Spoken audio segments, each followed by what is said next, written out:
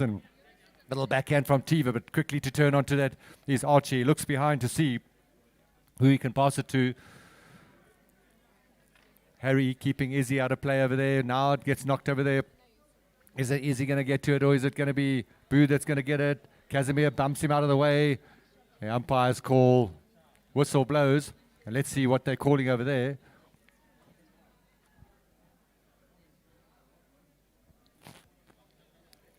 They're asking so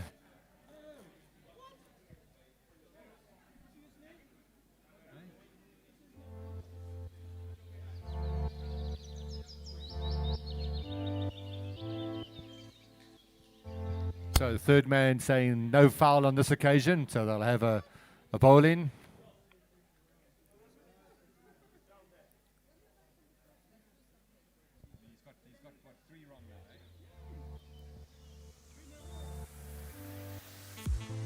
Little backhand over there, nicely taken by Harry to Casimir. Casimir now on that little favourite grey of his.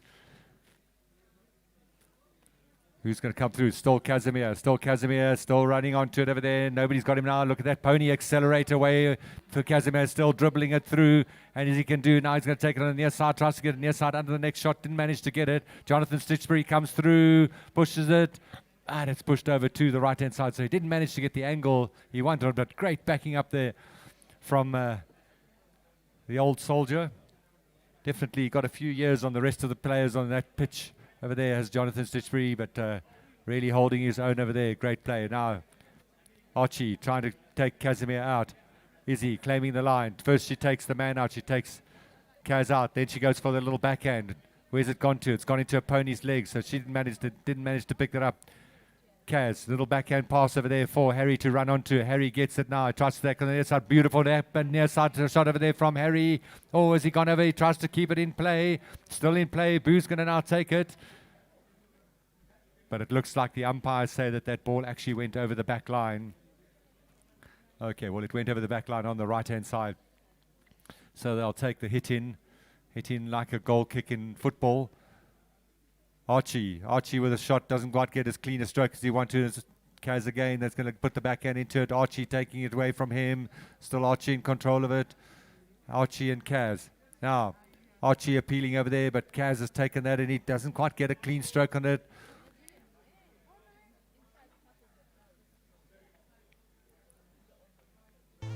Archie's still in control. Kaz coming along and whistle goes. Let's see what the umpires decide to do. Are they moving it up or are they going to take it just from the spot? No, they've decided it's just from the spot.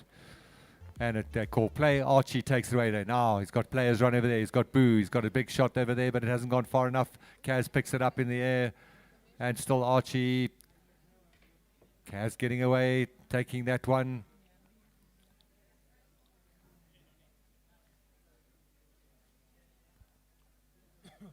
So one can turn the ball as long as it's not in the same channel, either i.e. left or right of the horse, that there's a following player. So if somebody's coming down the left-hand channel, you can turn it to the right and vice versa. Picked up now by Ben Stonewig. He takes it forward. And Izzy again. Izzy taps it again. Izzy takes it on the near side. He's got Boo behind her to back her up. So lovely play over there by Izzy. Ben going to try and tuck him behind. Izzy with another near side shot and beautiful play by her. Look at her go over there. And Izzy now, she's going to probably get taken out. But Tiva, she does. Jonathan couldn't get it over there. Ben Stonewig couldn't get it. Trying to take it on the near side.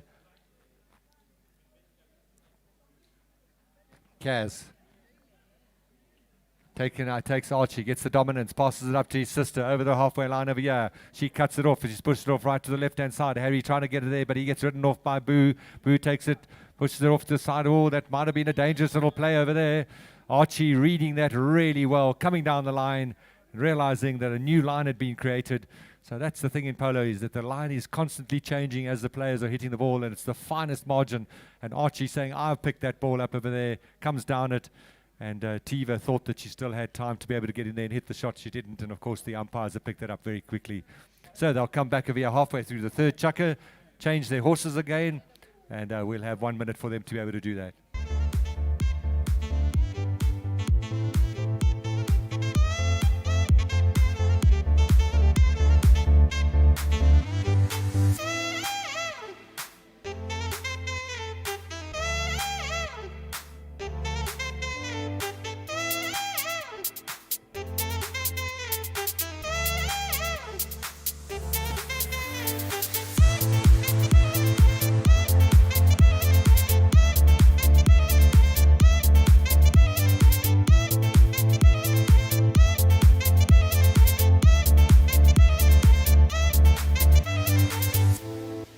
Borry over here, haven't seen her for a few years. Right? I wouldn't want to say an old Nairobi Polo player, but I can't say old, definitely not. And with the Nairobi Polo captain, Mina, good to see you here. Not playing this weekend by the looks of it.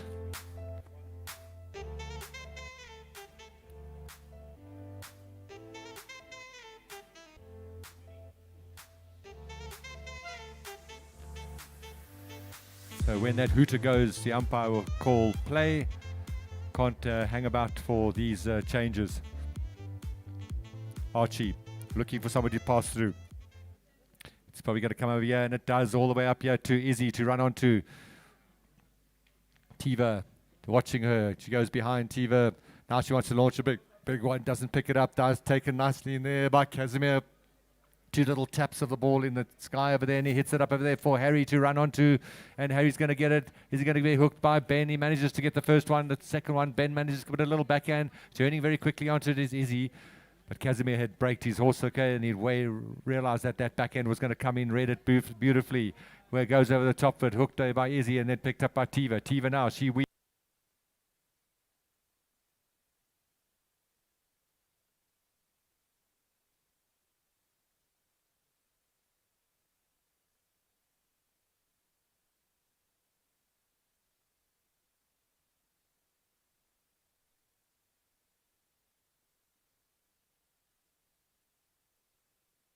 points on the board, or this is going to be a runaway. Remember that there's a league within the international, and both of these teams were the teams that won yesterday.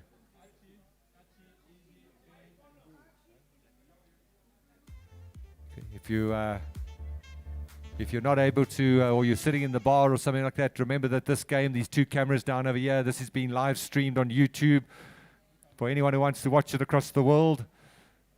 Tell your friends they can get onto the Nairobi Polo and watch the live stream. Picked up then by taking it around. Archie appealing, felt somebody come in front of him, but he's pushed it off to the right-hand side. Let's see, the umpire saying, nope, no advantage over there.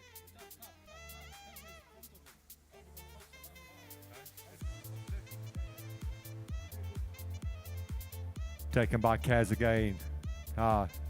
Tiva running over there. Look at that. Off she goes. Tiva now heading towards halfway line. It's Archie that's going to try and shut her down over there. And what's going to happen? And Tiva gets a lovely stroke over there, over the halfway line. It gets Archie, didn't break at all. Kept on going so that he could be the first to pick it up. And he puts a little backhand into it. Nice one over there. It's going to be Ben that's going to be able to run onto it. Harry is there to give him some attention. Ben picks it up, knocks it along the boards. Still got his horse on the outside. Lovely stroke over there. Horse jumps over the boards, and off he goes. He's got Jonathan Stitchbury trying to give him attention over there. Jonathan manages to hook him, which is all he needs to do. Turned then by Kaz. Backhand attempt by Izzy. Take it on the near side. Izzy again on the near side. Coming across the field over here towards us. Now she'll cut the shot under the neck of the horse, and off she goes. Now Tiva, that's on it. Taken by Izzy. Needs Boo to get out the way there. But all of them called off. Lovely stroke over there. Up into the open part of the field over there for Izzy to run onto it. Maybe got a little bit too far. Let's see where it's going to go. Izzy tries to get... Oh, she tries to get a big under the neck shot over there. She doesn't get it. Picked up then by Tiva and then Jonathan and then finally by Kaz. He'll clear it away. Hits a lovely shot up there. But coming back from a change of something or other was Ben. Ben still in control. Ben looking up to see where the goals are. Ben still, now he hits a lovely shot off it. Has gone off towards the goal. It looks like it might have to be to the left-hand side. And appealing over there for a penalty 6. And the bell is gone. So the time will stop. And we're really at the dying seconds of this chukker. The whistle had gone, Ali. Whistle had gone for penalty 6. So if you hit the ball out over your own back line, a little bit like a corner kick in football, you get a penalty 6 and it's perpendicular from where the ball went out. So it's almost as good as a penalty 4 on this occasion.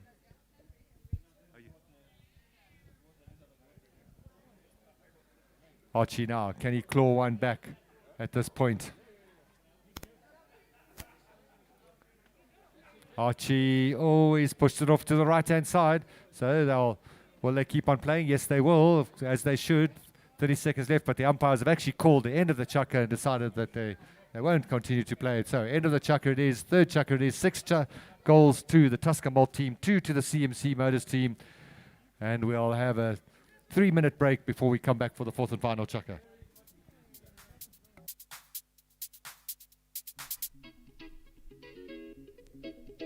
Let's go. But, here we go now. Batman scoop on the mic, mix in the mix on the wheels of steel. This is what I was fucking born to do. Yes, let's go.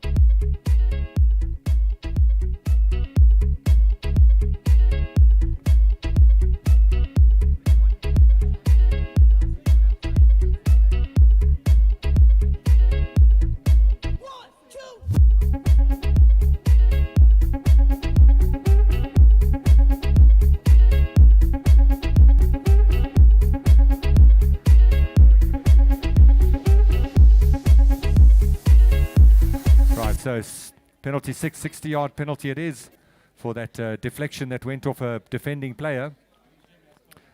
Jamie coming back on the field again. Remember, after this, we're going to have the international second game, which is the South Africa Tusker Malt team, and they play against the Kenya Samurai team. And that will be a cracker. Joss is coming up to sit where he should have been sitting the whole game. I'm sure he would have seen a lot better if he'd been up here.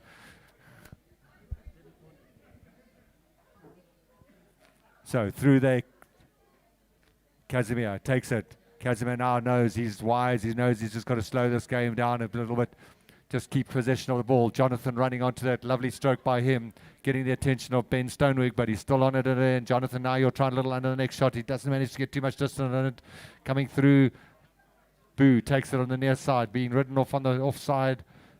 Archie now. Archie gets it. Archie now. He turns it around. Jonathan trying to harass him. And Jonathan manages to hook him, but Ben's backing him up beautifully. And a lovely stroke over there by Ben. Who's going to run onto it? Looks like it's going to be Kaz that's going to get to it. Oh, and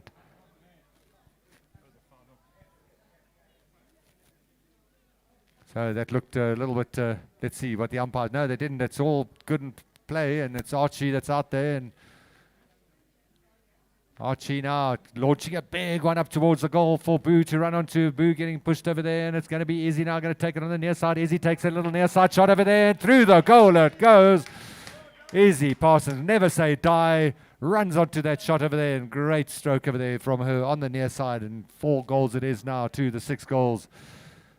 Just a little bit closer, a little bit of hope over there for that team. Back they come to the center, change ends again. Just a reminder to spectators, if you're looking for facilities, they are in the parking lot, the trailers over there. Please don't use the players' facilities. Ball goes in.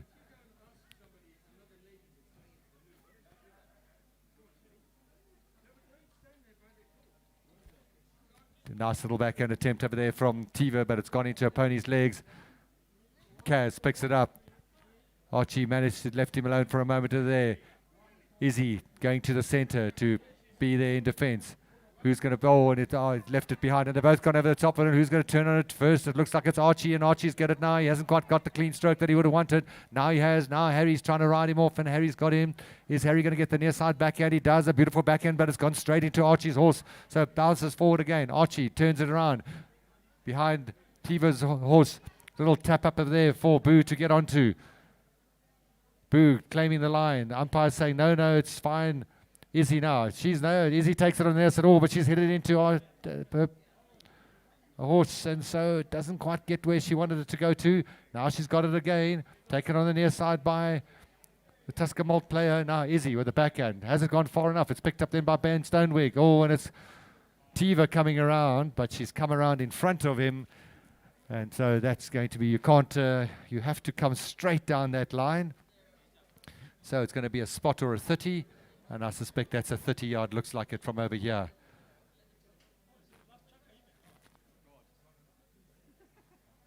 So this is a critical goal over here to put the CMC team in contention over here when we get to the second half of this chukker.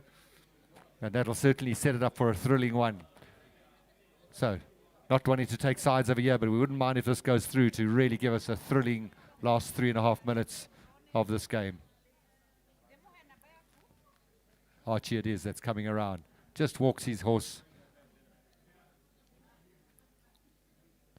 30-yard penalty. You've only got one stroke at the ball in that penalty and have to hit with intent. And that's what Archie does. He puts it through. So we are 3 minutes into this chukker.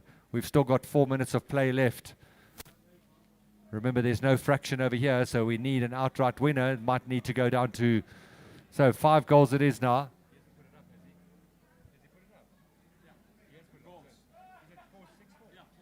So 6-4, sorry, I thought it was only going 1 goal. I must have been miscalculating. Still 2-goal lead over there for the Tusker team. Kaz waiting patiently.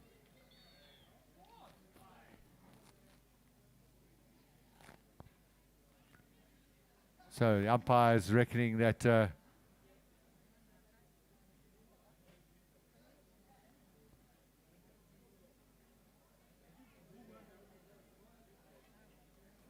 so the end of the umpire stick has come off. We need Philippa, Mina, one of you. Let's give the umpire a stick that actually works.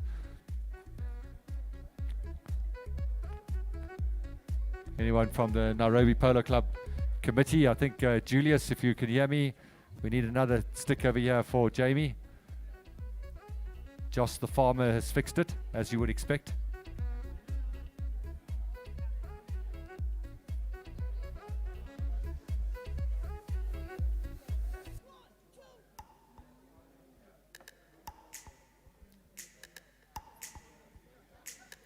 So penalty 4 it is, and an opportunity for Tusker Malt team to extend that lead and arguably put this slightly beyond contention.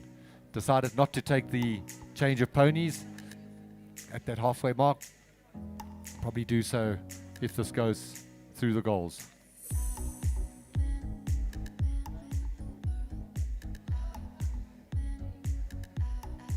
Kaz's horse coming in at a slight angle, and as a result of that he puts it wide, and JB blows his whistle for the halftime change through the chukker, and they'll come up for the final change to play the last 3 minutes of this chukker.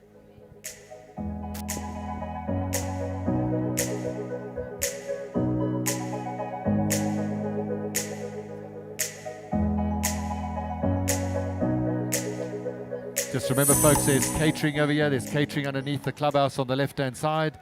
And whilst we've got this little break over here, just a reminder that you can get the live streaming. And those of you who are club members, that'll be coming through on the social app, club social member app. Remember to talk to one of the committee members if you do want to become a member of Nairobi Polo Club. So they'll come for the hit-in. And let's see if we can get an early score over here. 3 minutes is plenty of time to score 2 goals in polo, and hopefully for this CMC team, they can give themselves some chance of contention. Streaming is being provided by 24/7. 24/7, the media partner who has provided us with all the equipment, etc., for sound, etc., this weekend. Thanks to them.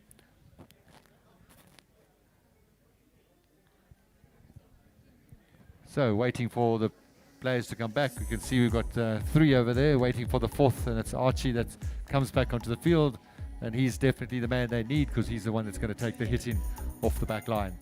So the hooter goes, perfectly timed. The umpires will call play, and we're down to the last 3 minutes of this 4th and final chukker of the first match of the day. Coming up, the big one. South Africa against Kenya. Taken by Archie. Who's going to run onto it? Archie with a lovely shot over there. Has it gone too far? No, it's gone off to the side though. And it's Kaz now. Kaz with that favourite little pony of his, that muddy, and picked up then by Harry. Harry carrying it forward. Harry carrying it forward. Gets hooked by Jonathan Stitchbury. Then taken by Tiva. Is it going to go through the goal? That's gone through the goal. And I'm not sure if that was a shot that took it through or Pony's legs that kicked it on. But nevertheless, anyway, it gets through the goal. Once it's gone through, it is a goal.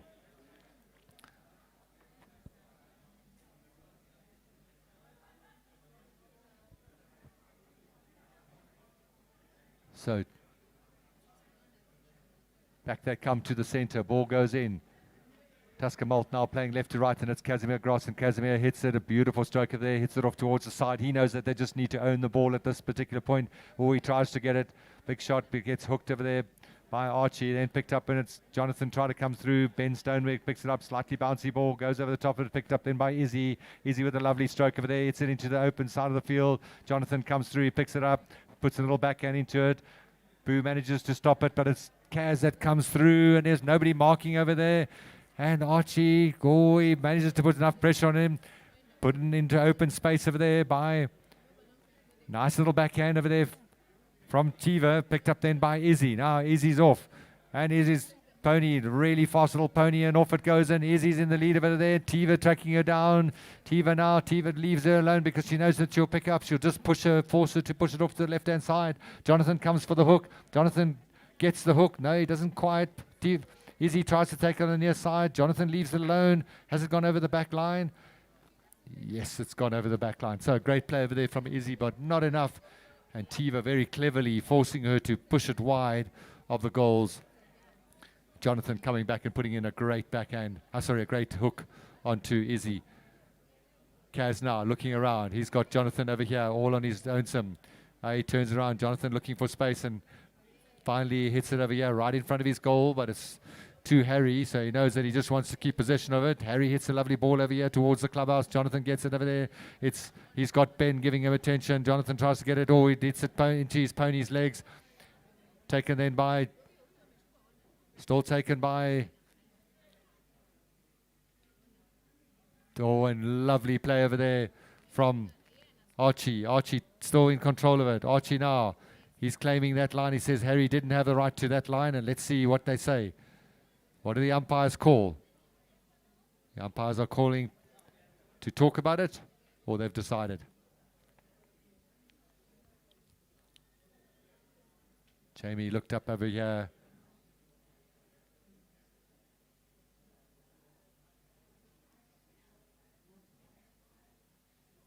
And they've settled on a penalty 4.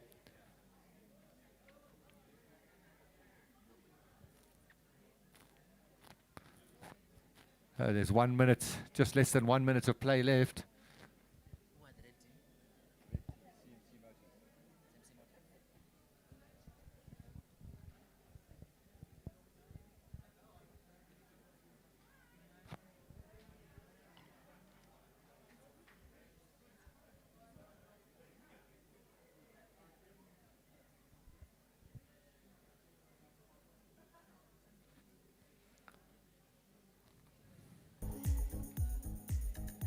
Archie coming around to take this one. Let's see if he can put this one away.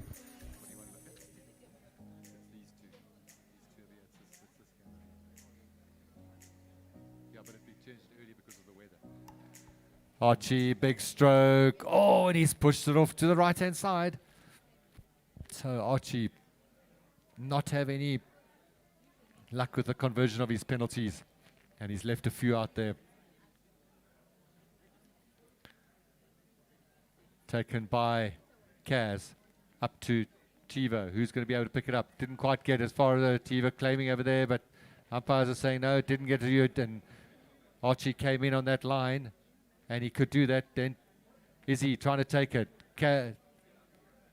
Take now by Izzy. Little backhand by her. Has it gone into Horse's legs? It's heading towards the goal.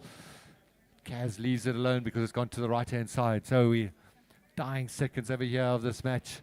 7 goals it is. 3-goal advantage over here for the Tusker Malt team.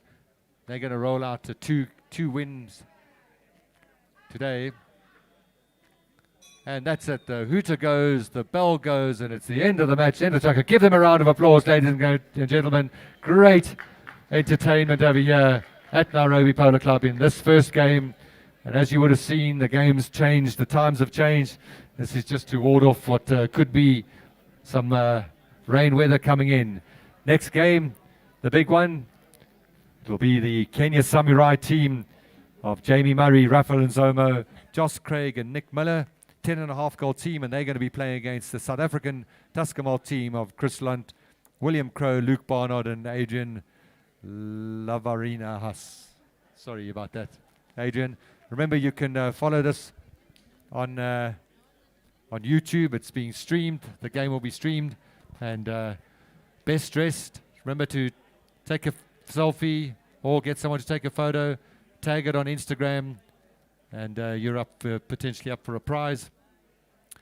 Meantime, if I could just say huge thanks to the sponsors, particularly Tangery London Dry Gin and Tusker Malt, the 2 title sponsors of this international, and then also to our guys from 24/7 who are responsible for the streaming, responsible for the sound equipment and music this weekend. CMC Motors, a couple of their vehicles parked out over there. Samurai and Mombasa Inland Island Cargo Terminal, Ultimate Security, and Vintage Picnics. Thanks to all of you for your support, which I know will be thanked again tomorrow, but we really appreciate it. So we're going to have a little break over here now, probably about 10-15 minutes for the players to get themselves ready. Next set of umpires to get themselves ready for the match, and we'll be back with you. Meantime, get yourselves a drink, get yourselves something to eat, and we'll listen to some music. World,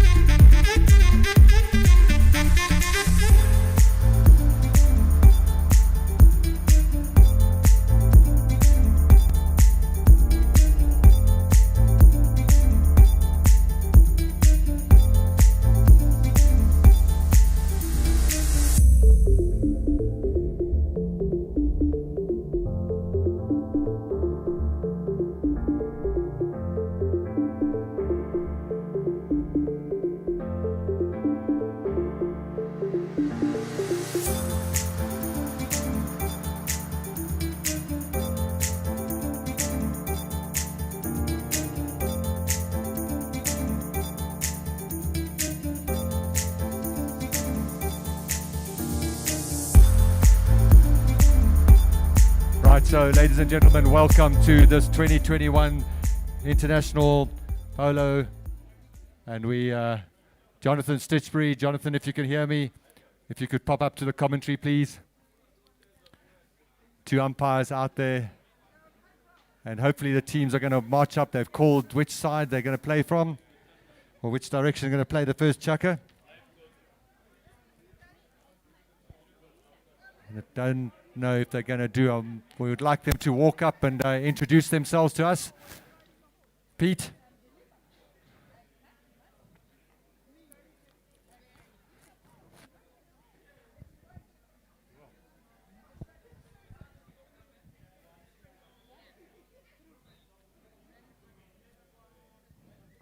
So 1 goal it is, you can see. So as they come towards us over here, this South African team hoping they're going to do a little bit better than their rugby team did this morning. Electrifying play they had yesterday from some of those young players, and a bunch of youngsters they are. So as they come in the middle, we've got the 2 umpires. Well, Archie a little bit off to the back over there, Pete Griffiths. And third man up here is the referee, the very, very experienced Richie Stonewig. And so first let's introduce our home team over here. Playing in the number 1 position, the chairman of Nairobi Polo Club, with the orange helmet, always the familiar yellow bandages, Rafael Nzomo. And in the number 2 position, with the blue helmet and the red peak, is Nick Miller. Number 3 position, the captain of this team, is Jamie Murray. And in the number 4 position, normally solid as a rock, is Josh Craig. Latter 2 playing out of North Kenya. And sorry guys if I don't get your order right over here. The number 1 player over here, Adrian Lavarinas. Sorry, so playing number 2 position, Adrian. Playing in the number 1 position, Luke Barnard. And in the number 3, William Crow. And the very talented, and watch that man stick work today as he leads his team, Chris Lunt.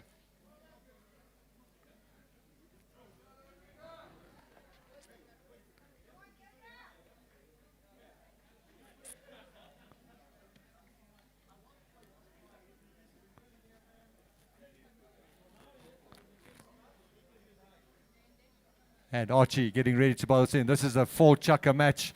There's a 1 goal advantage over here to the South African team because it's 10.5 goals for the Kenyan team to 1. And I'll take you through that computation. Look at over there. Chris picks that up over there beautifully. Little under the neck shot he does. Puts it on straight away for his player to run onto. Appeals the shot. Picked up then by William. William with the black helmet. William tapping it through. Who's coming through it now? Jamie trying to take it away from him. Chris now. Chris. So foul it is.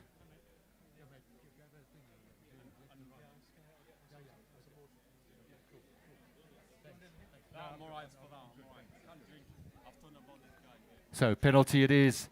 Umpires can't agree, then they will come up here to the 3rd man.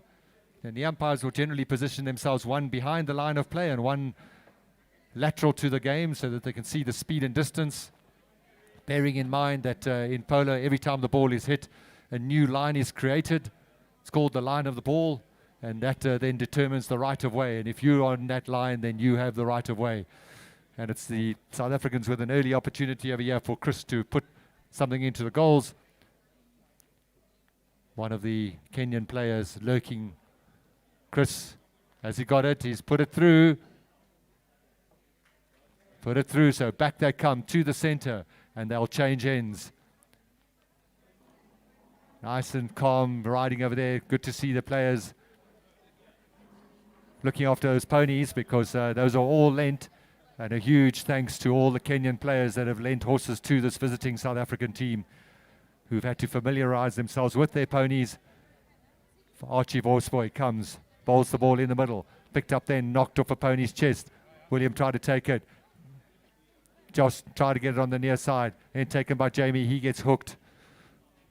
Jamie, though, still gets it. He could get passed onto him. Taken on the near side, under the neck. Shot, beautiful play over there by William. Oh, sorry, by Chris. Chris again. Now he's going to hit a big one up there for someone to run onto. So you've got a car busy hooting over here. Not sure what that's about. Josh now, nice little pass up to Jamie.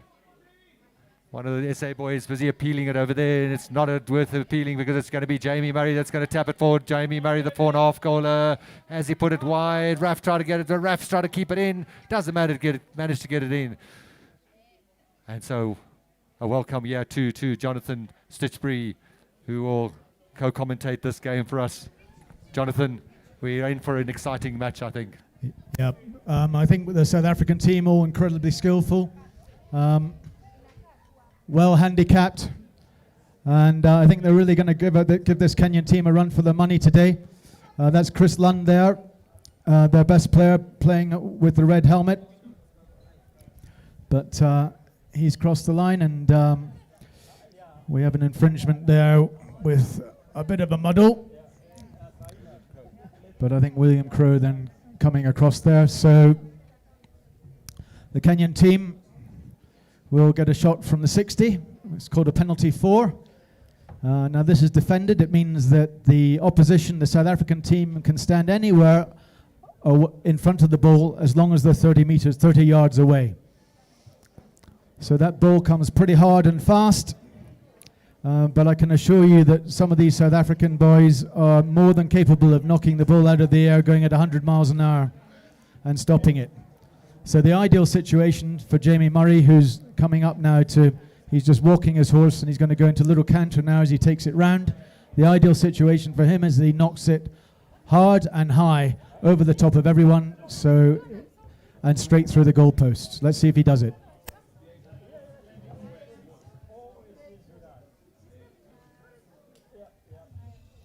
He takes the shot, it goes high, but it looks like it just goes over to the left-hand side.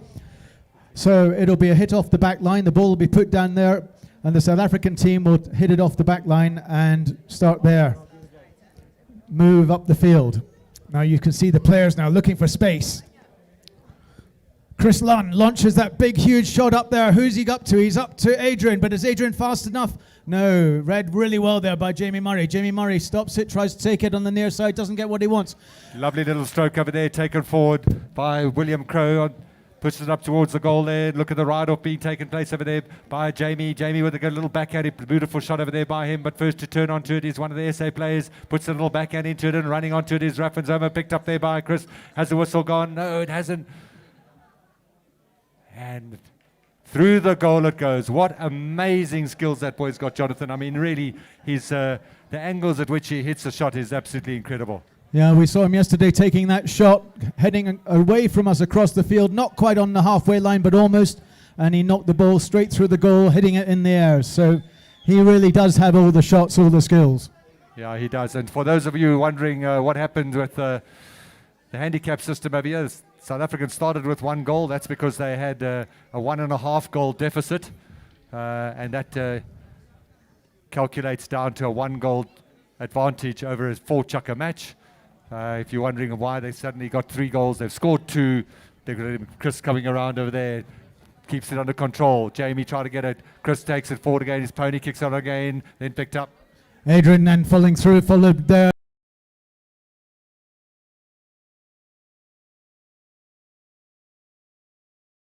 Will taps it in the air, he knocks it. Whoa, my goodness me.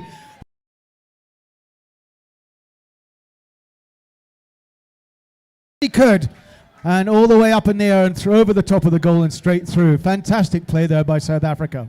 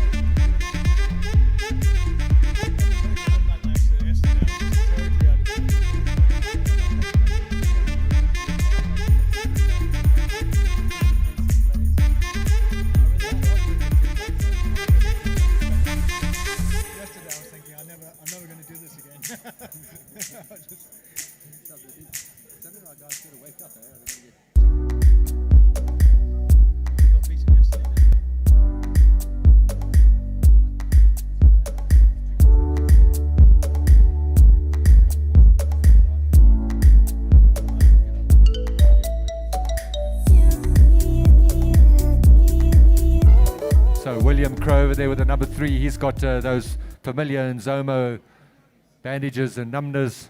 So we know who's mounting him. Back they come again. Adrian standing in the number 1 position, taken over by Luke. Now it's taken forward by William. William, the black helmet. William takes it again, being pushed over there by Jamie. Jamie with a lovely backhand, lofted backhand, but look who's waiting for it.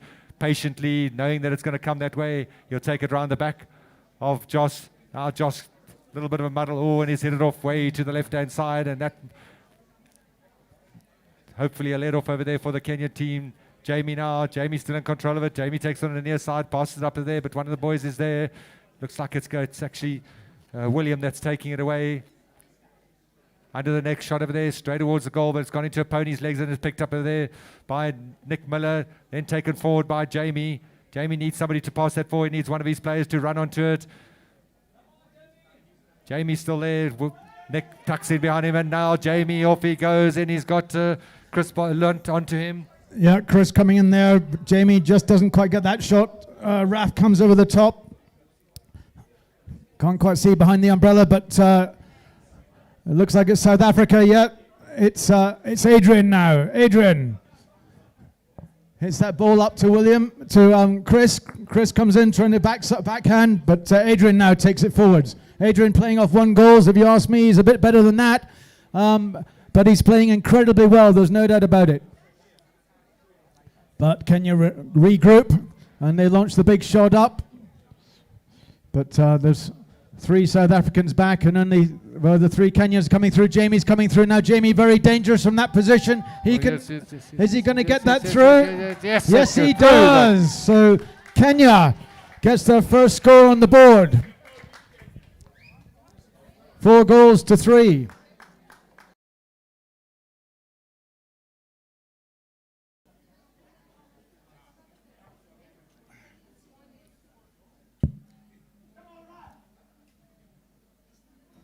All these young men from South Africa, I think the oldest is 23. So they've got a long way to go in terms of their polo. And the play restarts again. And Nick Miller trying to get that, but Raf Zoma gets a nice little backhand there, but goes into a horse. Nick Miller gets the big backhand now, but Chris Lund reads it well. Chris Lund, he's got Jamie Murray with him. He gets the open backhand. That means it's out to the right-hand side. He passes up to William. William now. William goes over the top, but Adrian's there. Adrian on a nice horse. Adrian tapping it up towards the goal. Adrian running really smoothly and nicely there. He keeps control. Raf and Zomo. And everyone's... The ball has been turned, and now is Josh Craig. Josh, but he's shadowed by Chris. Chris doesn't get the backhand he wants, and the bell goes for the end of this first chukker. End of the first chukker, and my goodness, Jonathan, wasn't that a thrilling chukker? It was really, really fast and furious polo for 10 goal. Absolutely, and I think 5 goals scored in the first chukker. That's not bad going. Just goes to show you how fast it's been out there today. So they've now got 3 minutes to change horses, and then play will restart with the second chukker. Those of you slightly confused by the change from the program, which had the Fat Hippo tournament first, that's going to be played after this game, just as a precaution because it predicted rain. So we put the main game on now a little bit earlier, and this is certainly turning out to be an absolutely thrilling second test match. South Africans need to win this one. They lost yesterday, so they need to win it to draw themselves level and set themselves up for tomorrow as a final of this 3-test series. In the meantime, there's also a league competition taking place within this with the 2 other Kenyan teams that played each other earlier today, and they are all looking for a win of the league trophy as well. So we'll have some music now and wait for the players to come back having changed their ponies.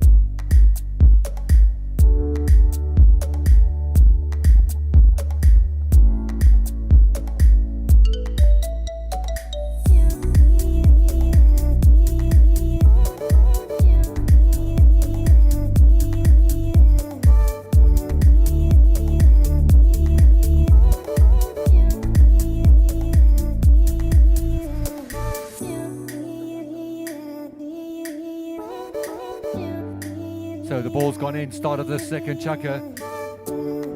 Bit of a muddle over there to pick it up, and it's wait until it comes out. It's Chris that got it. Chris still in control of it. Raf though trying to give him some attention. Still Chris coming through, tapping his way through, and it's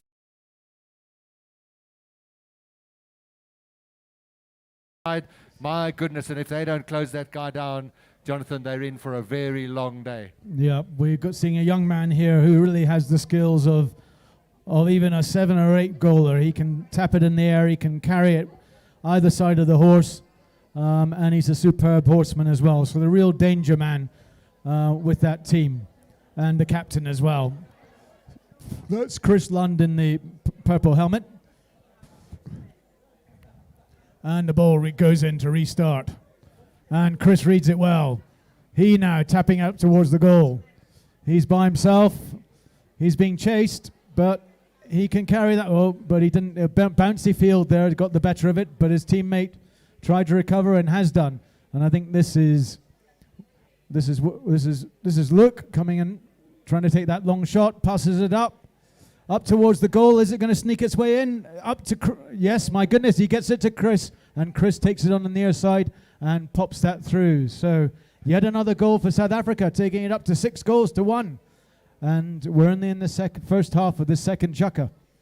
Quite a big gap already opening up here, Mike. Yep, I think at this stage of the game, Jamie needs to just settle his team down. Got to get some marking in over there and make sure that perhaps Jamie needs to be looking after Chris, not leaving it to anybody else. Through they come, picked up over there, taken. And what really impressed me with that play as well was how the South African boys lined themselves up 1, 2, 3 behind each other. Jamie appealing, and I think he's got that over there. Somebody riding into his shot, and so it'll be a penalty 60-yard penalty. It's going to be awarded to the Kenyan team, and hopefully Jamie, normally very, very solid with these penalties, will convert that one, get his team a little bit further up the scoreboard and closing that deficit, that very, very big deficit that's been opened up already in the first chukker and a half. So these boys, much as they're a nine goal team, has to be said, Jonathan, that they are all playing what we would regard well above their handicaps.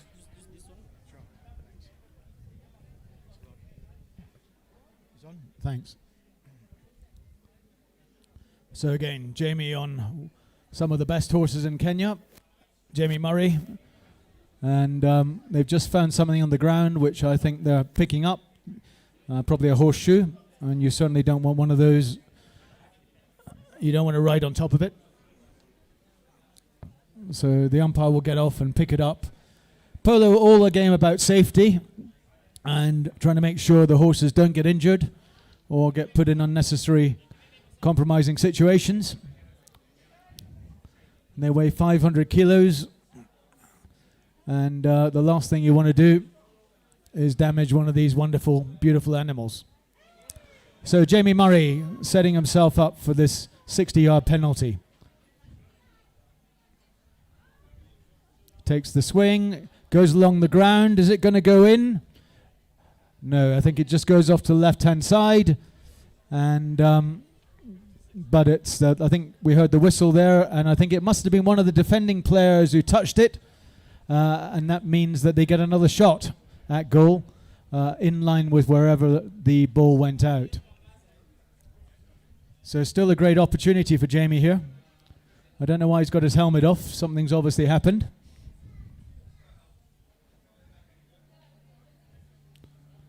And I think the umpire, it's the referee's Richard Stonewig. Okay,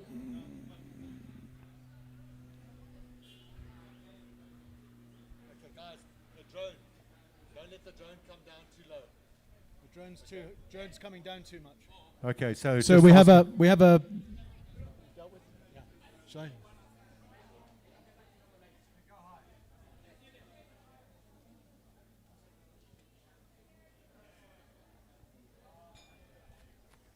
Upcountry horses not used to technology.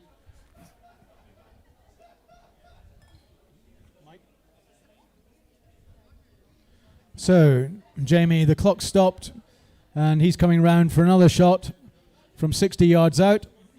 We'll be quiet as he comes in for this penalty. Takes a nice lofted shot there, but again, I think it went off to the left-hand side, so no goal for Kenya. And South Africa will take it off the back line. Chris Lund. He taps it out. Looked like he was going to hit a big one, but he's kept hold of it. But this time he hasn't quite got the shot he wanted. So looks like something happened there with the reins maybe getting caught, because Rafael definitely got the better of him there. But play stopped. Yeah, whistle's gone. Let's see what the umpires are calling over there. It looks like it's going to be another penalty in favor of the Kenyan team. And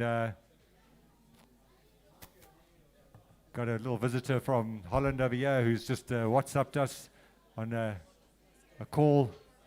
Louis Rumagia. He would have liked to be out there. One day when you're big, Louis, maybe you will get out there.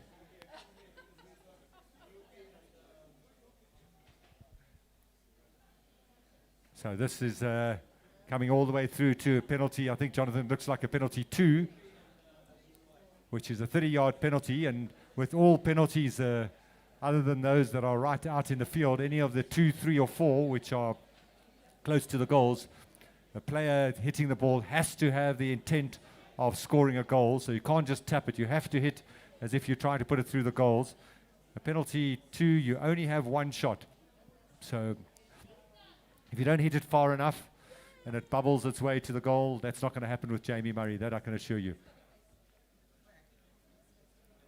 Jamie puts it through, and that's it. Unfortunately, they double their score, the Kenyans, and back they come again. And is this the moment that they're going to settle down and start to take a little bit more control of their game and put some scores on the board? So 6 it is, 2 goals for the SA team, the SA Tusker Malt team.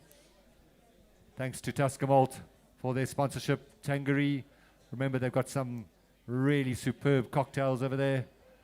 Back they come again. I think there's a whistle going to go to, because I think there's a horseshoe lying over there, which Pete Griffiths is just handing off to the goal judge. Archie waiting to start the game again, waiting for Pete to join him. Notice that the pony's tail is bound up, and that's just to avoid it interfering with your stroke. So the umpire ponies don't need to be, obviously, but the other ponies, all the playing ponies do. And Raf and Zoma coming around very nicely over there. Raf tries to take it on the near side. He doesn't manage to get that. Oh, sorry, he tries to take the backhand, taken forward over there, and then Josh with a lovely backhand, and always got an incredibly solid backhand. But coming through is William. William takes it. Oh, and Raf managed to get it and picked up then by Jamie. And Jamie Murray now heading towards goal. He's going to show his skills, tapping it in the air. He gets hooked out there by Chris Lund. The big backhand comes in, but read very nicely there by Rafan Zomo. It looks like it's Nick Miller now heading up towards goal. Nick Miller, but the big backhand comes in from South Africa.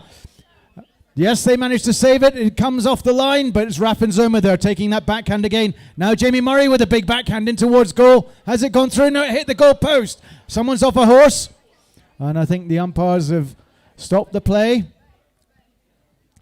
And let's hope this is just a short interlude. They're tough, these young men. He's on his knees, which is a good sign. But he should definitely take his time to recover. And the ambulance will just pop over and make sure that everything's fine. It looks like it is. And I think with that, the umpires have said half chucker. And so they'll have 1 minute to go and change their horses. And Jonathan, as we were talking about a little bit before the game as well, the one thing that you can see about these 4 young South African boys is their amazing riding skills. And, that's one thing about Polo. You can't play this game at this level unless you really, really can ride well. And I think that's one of the things that they demonstrate, is that incredible ability to be able to move themselves around and get their horses under control. Fantastic play over there by all 4 of them. And the kind of thing that you're also seeing from the Kenyan players as well, particularly the likes of Jamie Murray and the Archie Vorsboys of this world, Casimir Gross, the top players. You can see that they all started riding horses from when they were very, very young. Yeah, it was interesting. I was speaking to Adrian, the 1-goal player on the South African team. He's just turned 17 3 weeks ago. And I was asking him how did he become such a good rider, and he said for 8 months he wasn't allowed a saddle. He had to ride all his horses without a saddle. Can you imagine how painful that is, ladies and gentlemen, and how it teaches you to ride properly and sort your balance out? So that just tells you the dedication and the skills that these South African boys have. Absolutely, and a nice mixed bag they got over here from all over the country. Chris playing from Plettenberg Bay, which is off on the eastern side of the country. Got William, who originally from KwaZulu-Natal, currently studying at Stellenbosch University. Luke Barnard plays from the Free State, which is in the central part of the country. And then you've got Adrian as well. All a really mixed bag of boys. I don't know how well they know each other, but my goodness, they've certainly gelled well today.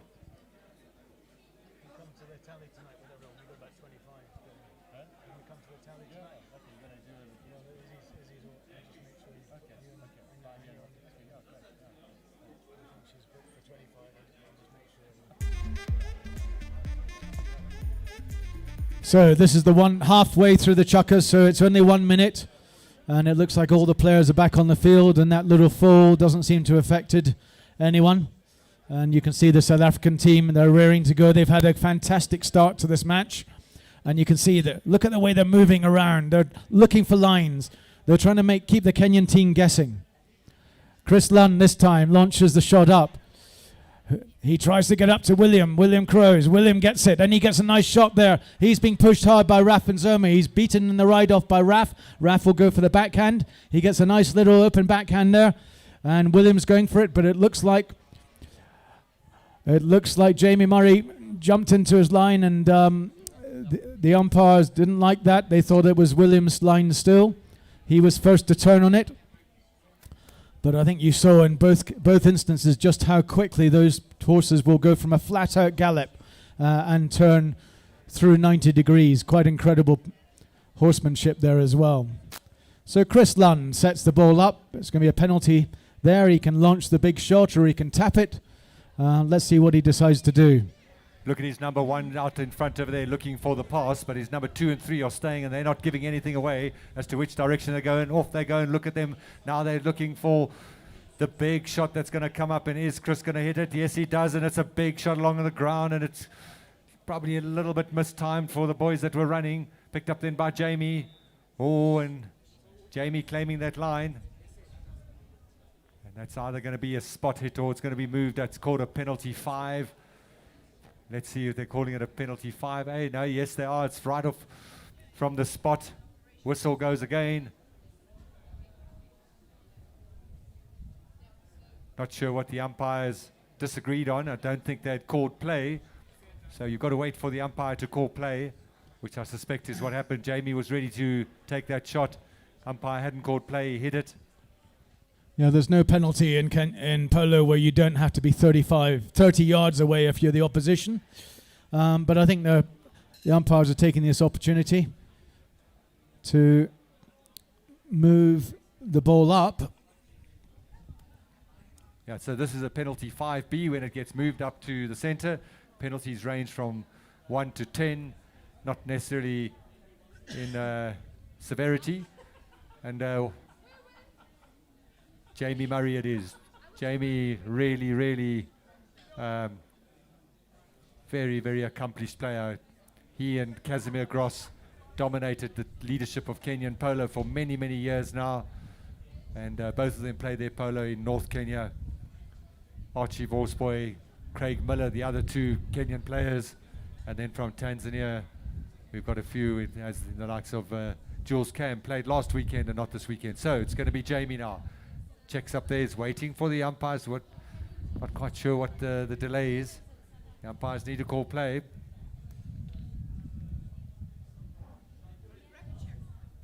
Oh, I think it's a little bit of a problem over there that Williams having. No, I think it's Adrian It's actually. Adrian, Maybe actually, it's yeah. a horse problem. I can see is there a bit of tack hanging down there? Maybe a surcingle, which is the strap that goes all the way around the saddle. Looks like it's hanging down, so that is not safe, so that'll have to be fixed. Again, it's all about safety. The last thing you want is a horse or a player being injured because of something that could be fixed. And if you had an opportunity to just go and have a look at the horses in the lines, just go and have a little look over there. You'll see that the horses are all got a double set of reins, running rein as we call it, the one that's loose and then the other rein that's attached to the bit. That's just to make sure that you've got proper brakes, unlike many other forms of riding where there's only one set of reins. But as you've seen, these guys have got to stop and turn those ponies very, very quickly. They do that using the balance of the reins, but most importantly, they do that with their actual riding. Sitting back, getting the horse to turn on its hind quarters. And just remember when you go near a horse that its eyesight is the opposite of a human being. We look through the bottom of our eyes for something that's near and the top of our eyes for something that's far away. A horse is the opposite. It actually looks at something through the bottom of its eyes when it's far away and the top of its eye. And hence when it's grazing, it can actually still be looking at what it's eating. In the meantime, But do go and have a look at the horses, but just stay at the front of them, please. Don't walk behind them. Anyway, Jamie Murray now takes this ball away. He taps it up. Now he's going to be looking for his players to pass to. Joss Craig comes back to back him up. Raf and Zoma moves up. Raf looking for the pass. Jamie says, no, I'm going to try and carry it myself.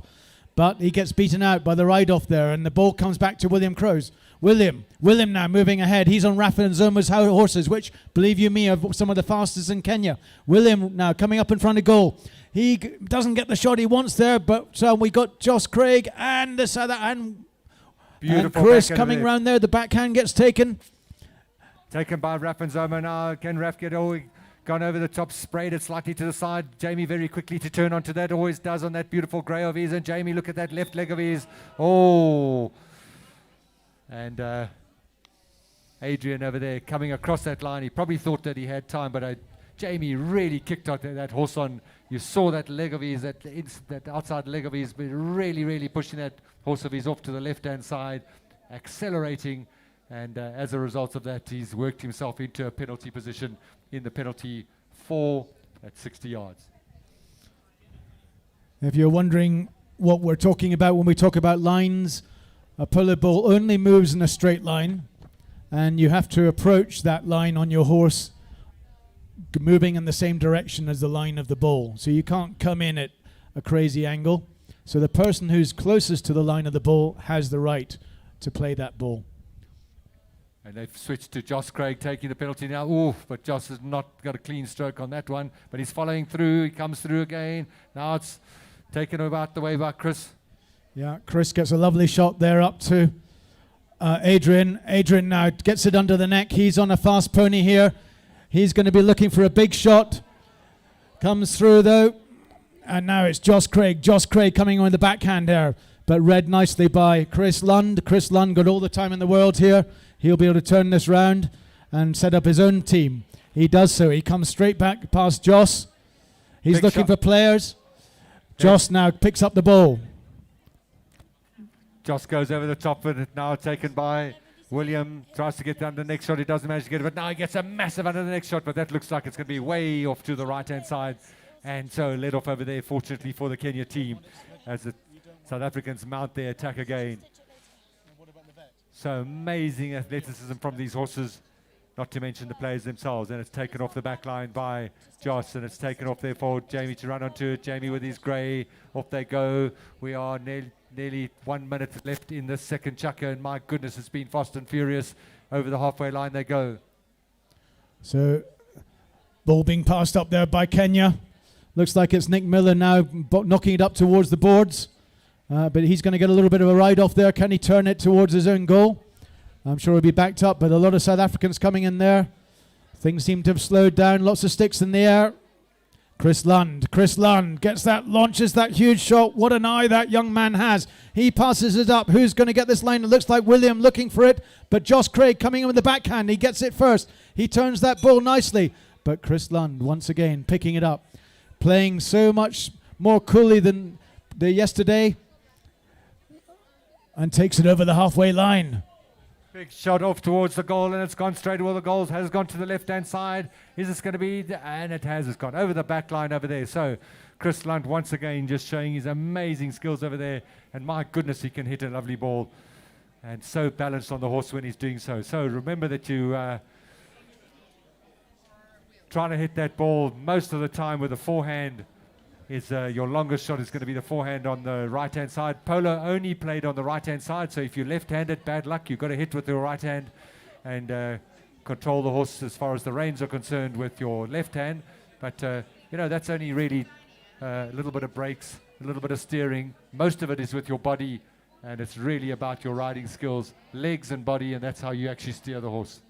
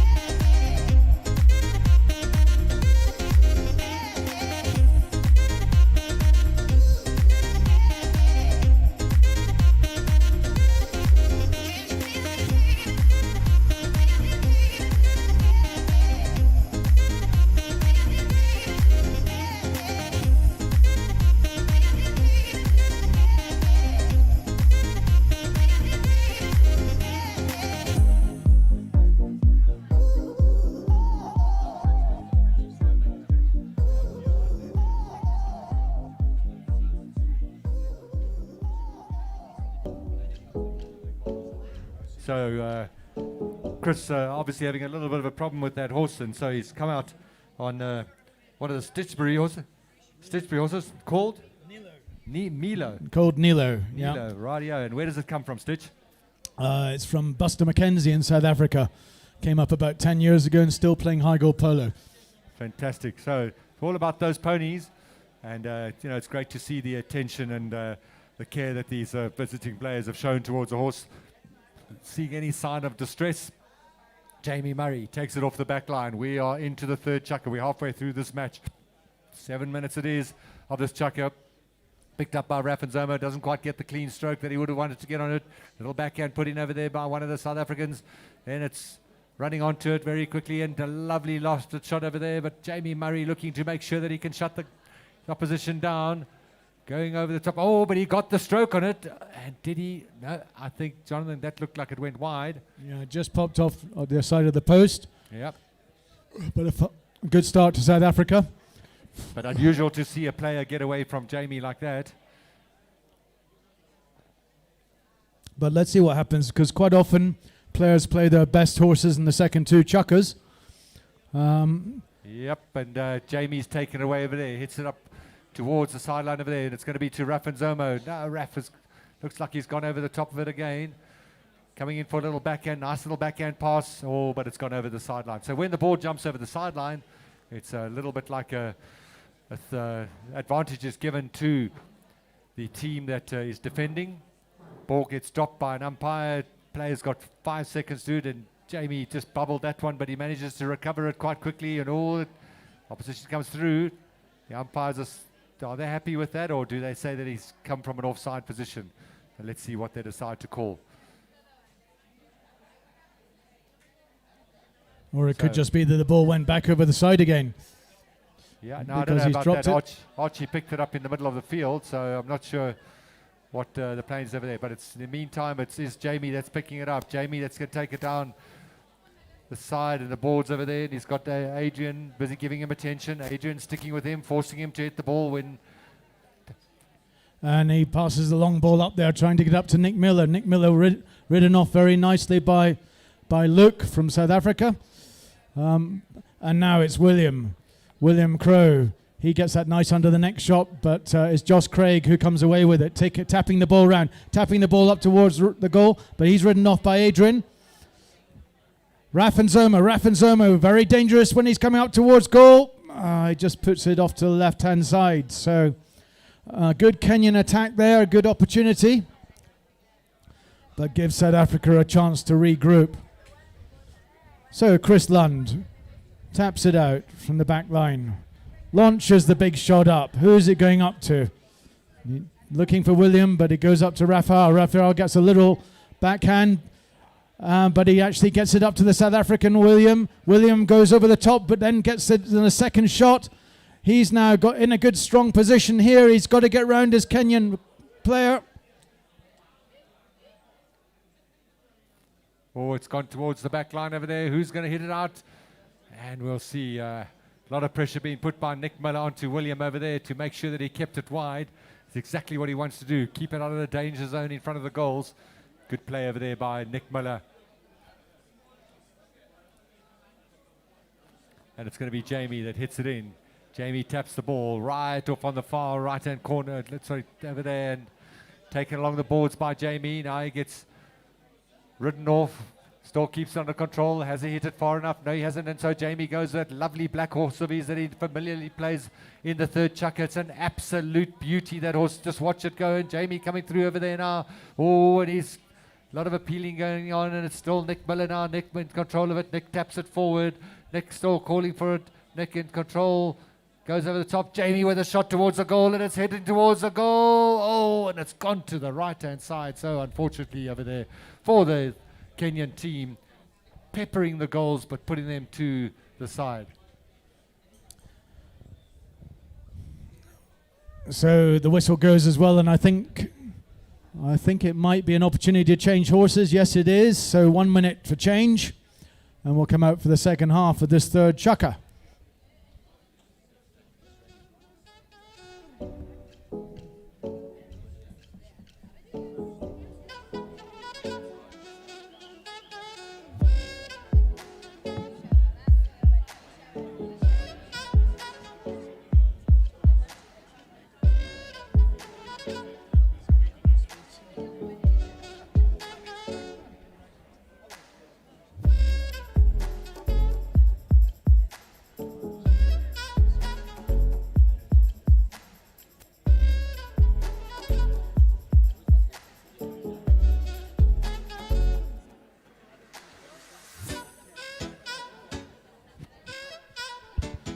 halfway through the third chukka we are.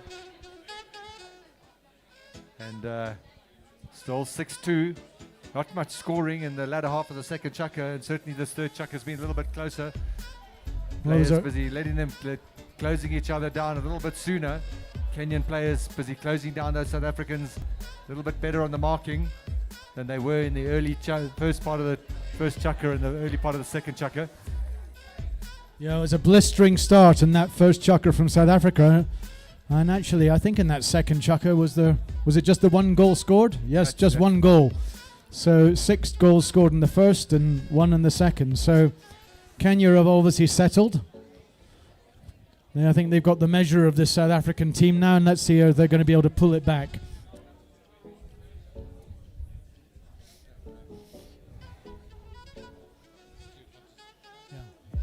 So we got Stuart Hutchinson over here. Obviously, he's got no aeroplanes to fly, so he can come to the Polo instead.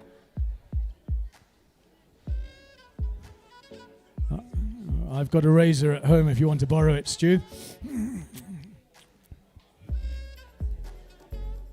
And Mr. McCrum as well. Good afternoon, Simon.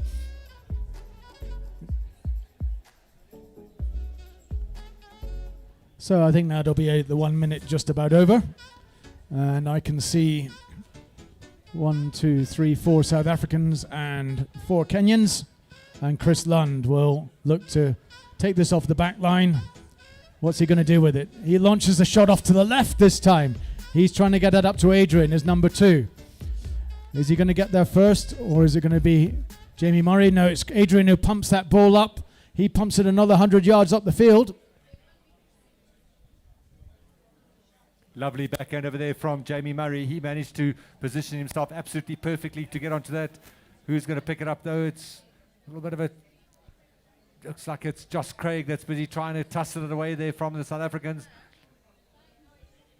And finally, the players let it go, open it up a little bit for the play to be able to continue. It's Chris that's going to get onto it, and Chris is going to cut it across, but Rafa Zomo, he's there to get onto it. Oh, he has to get out of the way there of his own player. Nick Miller was coming down the line. Oh, Jamie leaves it behind, hooked over there by Adrian. No, it's not Adrian. Yeah, it was Adrian. A beautiful little backhand over there. Passed up then for William to take it off to the corner. Unfortunately, off to the corner. Little backhand over there by William, trying to put it back into the center of play for them to pick it up. And I think it's the Kenyans that might come away with that. Jamie Murray can't pick it up over there because he gets hooked.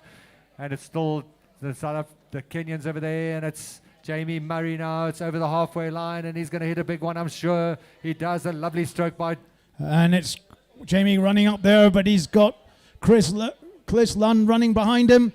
Jamie still carrying it nicely. Is it going to go through? No, it just goes off to the right-hand side.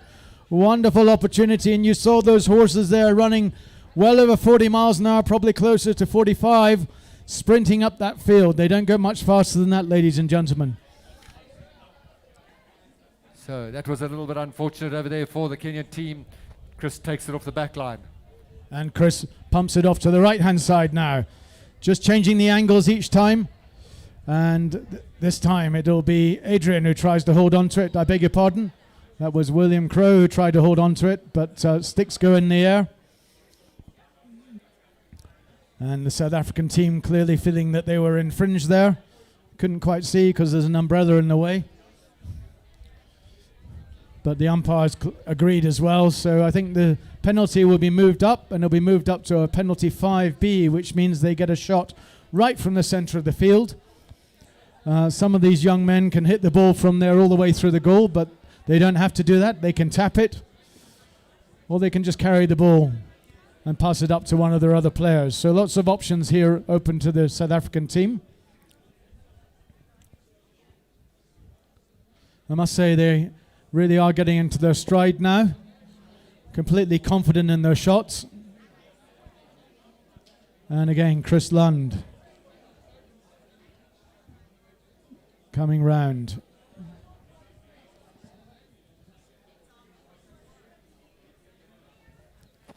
So looking at Adrian over there, running onto that ball. Look at the number 2 moving all the players. Chris decides that he's going to just tap this one. Now he's going to launch a big one, just give himself an extra 20 yards, and off it goes. And it's Raffenzoma going to try and take it out the attacking player. He manages to do that. Lots of stick over there. Jamie in control. Jamie creates a new line over there, asking for the line, asking for the players to respect his line. Taps it forward again. They get out of the way. Now it's Jamie, and it's going to look at pass it up to Raf. Backing him up very nicely over there. Nick Miller with a lovely shot over there by Nick Miller, and it goes over the halfway line on the far side. And Raffenzoma rides off Chris Lund very nicely there. The Kenyan team now being pushed up with Jamie Murray taking that under the neck shot. But it looks like Chris Lund now coming in for the huge backhand. And who's going to get first to turn on this? Is it going to be a South African or a Kenyan? It's a South African. It's Adrian, I think, coming down there. Tapping that ball. Takes it off towards the goal. There's nobody over there in defense, and he just has to look behind him, which he does, and he sees he's got plenty of time. He hits it towards the goal, and through the goal it goes on the death of this third chucker. And the touch judge's flag went up, then I think that's the end of the chucker. Jamie Murray over there, way off to the left-hand side. I think he had already decided that he wasn't going to chase that ball down. Yeah, great skills there being demonstrated by that young South African.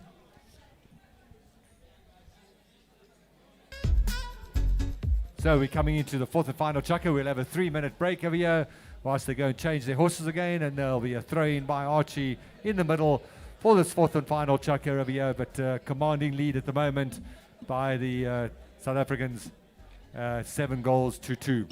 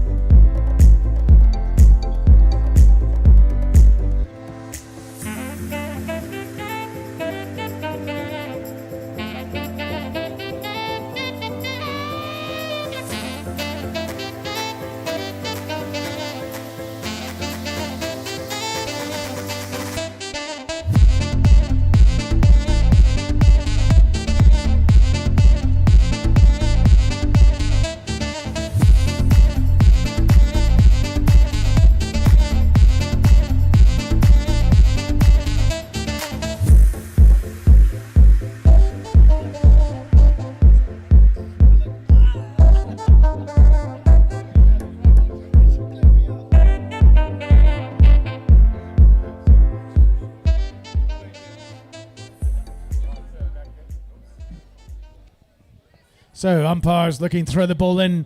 Archie gets this fourth and final chucker underway. Jamie tries to hit a big one over there, doesn't he? Misses it, and picked up there and taken on the near side. Looks like a Miller horse by the looks of those bandages over there, and it's a backhand by Nick. That was Beautiful. Luke. But now Chris Lund. Chris Lund takes it under the neck, pumps it up to Luke. Luke there playing number 1 position. Can he get that through the goal? Oh. Yes, he does. I think that's his first goal of the tournament, and he'll be very happy with that.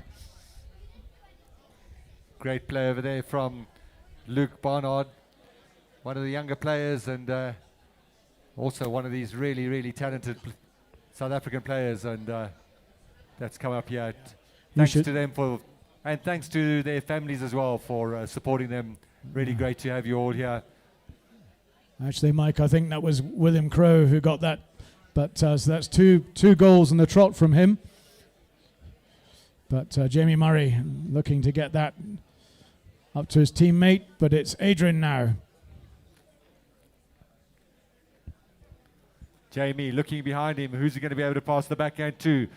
Puts an open backhand. Who's to turn onto it first? It's going to be Josh Craig, and Josh Craig's got a little attempted hook and a backhand over there. Josh Craig, and Josh, look at him go over there. And the pony getting a little bit of a slap over there from Luke Barnard, who's trying to get on to go back at Josh Stoll. Lovely goal up there. Josh is right in front of the goal. Can he manage this one all the way through? Oh, he's left it behind. And it's Rafanzomo that takes it through the goal on the near side. And Rafanzomo, fantastic backing up over there, Jonathan. That's exactly what you want the following player to do. Rafanzomo, the chairman of Nairobi Polo Club, on some of the best horses in Kenya. And when he gets going, when he gets moving, he's almost unstoppable up the front of the game. So well done, Raf, pulling that goal back there for Kenya.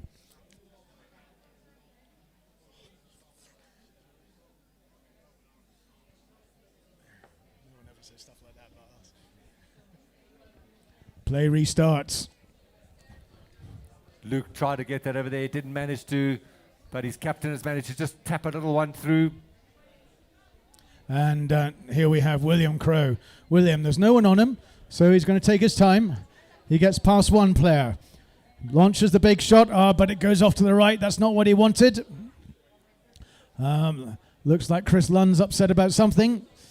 But it's Jamie Murray. Jamie, has it gone over the board? Yes, I think it has. So there'll be 8 seconds before the umpire puts the ball back down on the ground again. And from that position, it gives South Africa a great attacking opportunity. Chris Lund again taps it up 5 yards, takes it 10 yards, taps it past. He's past Josh Craig. He's obviously on a good horse that he's confident about. He's now tapping it up towards goal. Look at that, ladies and gentlemen. 3 shots in the air, and he pumps that ball through the goal. Fantastic play by Chris Lund. And showing why he is 4 goals and probably going to 5 anytime soon. I think Chris off to England next year to play professional polo, and I think you can see why he'll probably be very successful when he does so.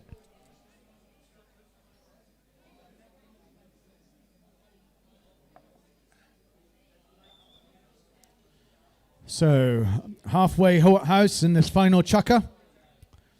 And when they come back, after this 1 minute break, there'll just be about 3 minutes left to play.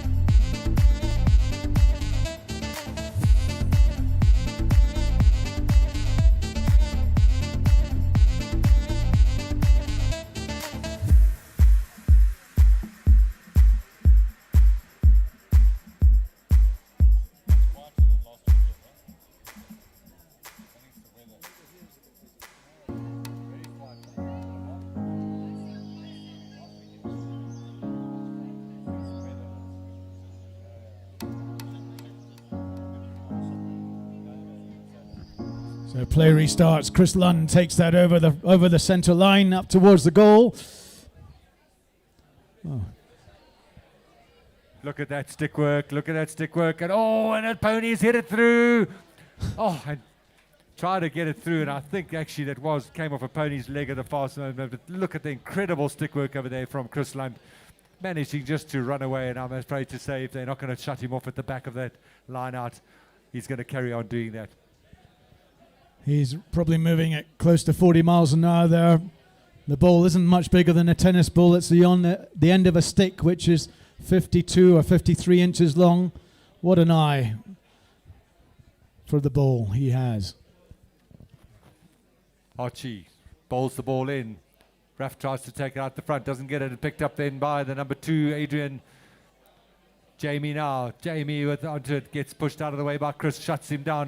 He goes to the big backhand. He doesn't get it, but he's pushed it maybe a little bit too far. Look at the way that he picked that ball up in the sky. Unbelievable stick skills over there from Chris. Who's got it now? Taken by, that looks like Luca now. Carries it forward, and it's going to be Josh Craig that's going to look for the little backhand. Josh Craig goes, gets the backhand onto it. Who's first to turn onto this? But it's picked up then by William now. William Crow. He doesn't get all the shots he wants. Nick Miller gets a nice rescue there. And it's Jamie Murray taking that on the near side. Being pushed hard by Chris Lund. Chris Lund misses that backhand. And now it's Nick Miller. But Nick just doesn't get quite the shot he wants. Adrian gets that nice lofting shot into the air. Is it going to be a South African? Yes, it is. Chris Lund, always present. Passing the halfway line. Controlling that horse nicely. Going to launch a huge shot. My goodness. Just off to the left-hand side. He set himself up, but his angle just wasn't quite right. But my goodness, that was a hard shot he played there just now. So it's Josh Craig to restart off the back line. He can also hit a long, hard shot. He passes up to Jamie Murray. Jamie Murray, he wellies that forward.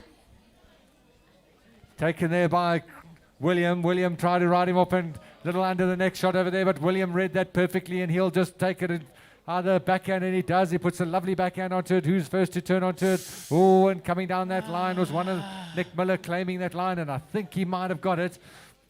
I think that Nick Miller The backhand. read the backhand and decided. They look up over there and they're asking Richie Stonewig, who's the third man, what he thinks. And let's see what he's decided. It looks like Richie's calling them over to have a little word with them.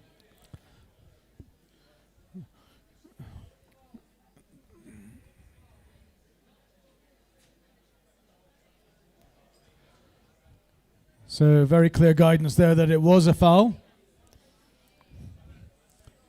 And I think you're going to find that it was Nick Miller who managed to create that, i.e. the South Africans fouled. The new line had been created with that backhand and Nick was coming down it. So a good scoring opportunity here for Kenya. I think the penalty will be taken from 30 yards, perhaps 40, we'll see. So clever play there by Nick Miller. He saw the backhand coming in, established himself on that line. And remember, as much as the ball was coming towards us, Nick can establish himself on that line, going in the opposite direction to be able to pick up the ball that's coming towards him. And one of the South Africans crossed it over there, came in front of him, and well played over there. So 30-yard penalty it is. And it's going to be Jamie now to try and give his team one more score with less than a minute of play left.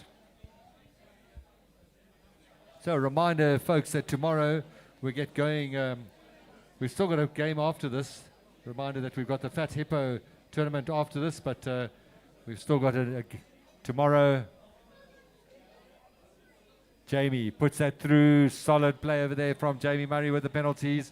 Tomorrow we've got the 10:45. The Kenya Samurai team will play against the Kenya Tusker Malt team. And then the Kenyan team that has not played the South Africans yet, which is the CMC Motors team, led by Archie Vorspoy. They will be playing at 12 o'clock. They'll play this South African team. And it's set up for a perfect test match final with each of the teams now one win. South Africa 1-1, lost 1. Kenya 1-1, lost 1. Raf tries to get the backhand, gets hooked, taken forward by William. It's a lovely little shot by him, and off he goes over there. And it's going to be Josh Craig with a little backhand. Josh puts a lovely backhand on it. Jamie tries to go through. Nick tries to go through. That is the bell. That is the whistle. That'll be the end of the game, the end of the second test match.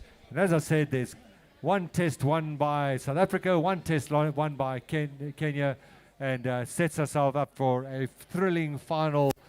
And played tomorrow at 12 p.m. So make sure that you're here. Make sure that you've had your drinks beforehand and something to have breakfast-wise and lunch-wise and whatever. A big thank you to Archie Vorspoy and Pete Griffiths over there as the umpires, and to Richie Stonewig as the umpire, the third man.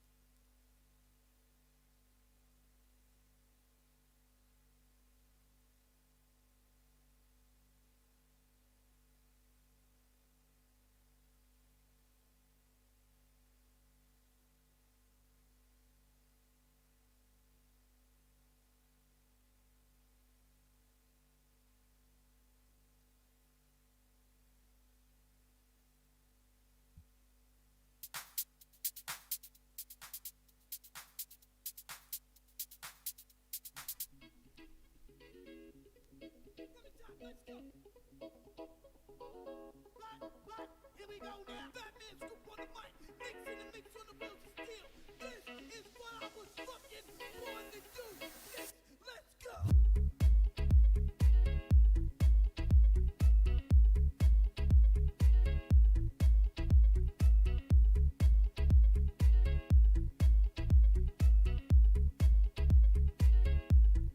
One, two.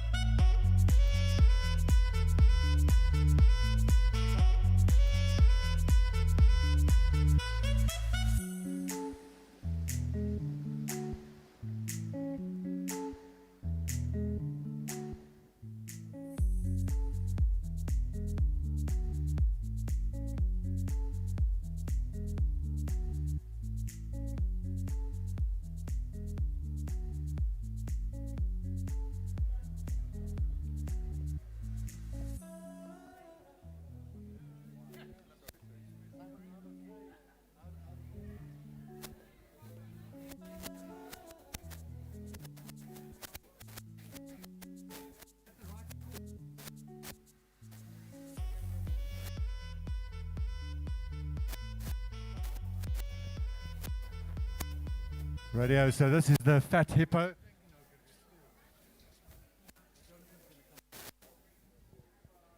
Fat Hippo tournament, and that was Izzy Stitchbury trying to get a little backhand over there. This is a subsidiary of the International.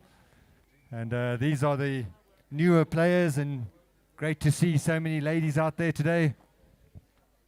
Polo, the only sport where men and women play a contact sport on an even footing. And this particular game, there are 3 teams. So what happens is they play each day, they play 2 chuckers against each other, end up playing 6 chuckers against each other. Ed Burbage, Ed playing in the number 4 position. Had a little bit of a break from Polo at one stage as he started a family. Nonny said to him, no, it's kids, not horses. Ed now trying to take it on the near side. Lovely little shot by him. Beautiful shot towards the goal. Who's going to pick it up though? It's one of the defensive players that picks it up and takes it forward. Oh, and it's Fred Cumbo. He didn't quite realize he had done that. Managed to get it in. Hiromi, and Zomo puts a little backhand into it, and first to turn onto it is Ed. Ed right in front of the goals now. Is he going to be able to get it? Yes, it gets it through the goal, and a lovely goal over there, and great interplay over there between Ed Burbage and Hiromi and Zomo. She put a nice little backhand over there for him, Ed, to be able to pick up and put it through the goal, and back they come to the center again.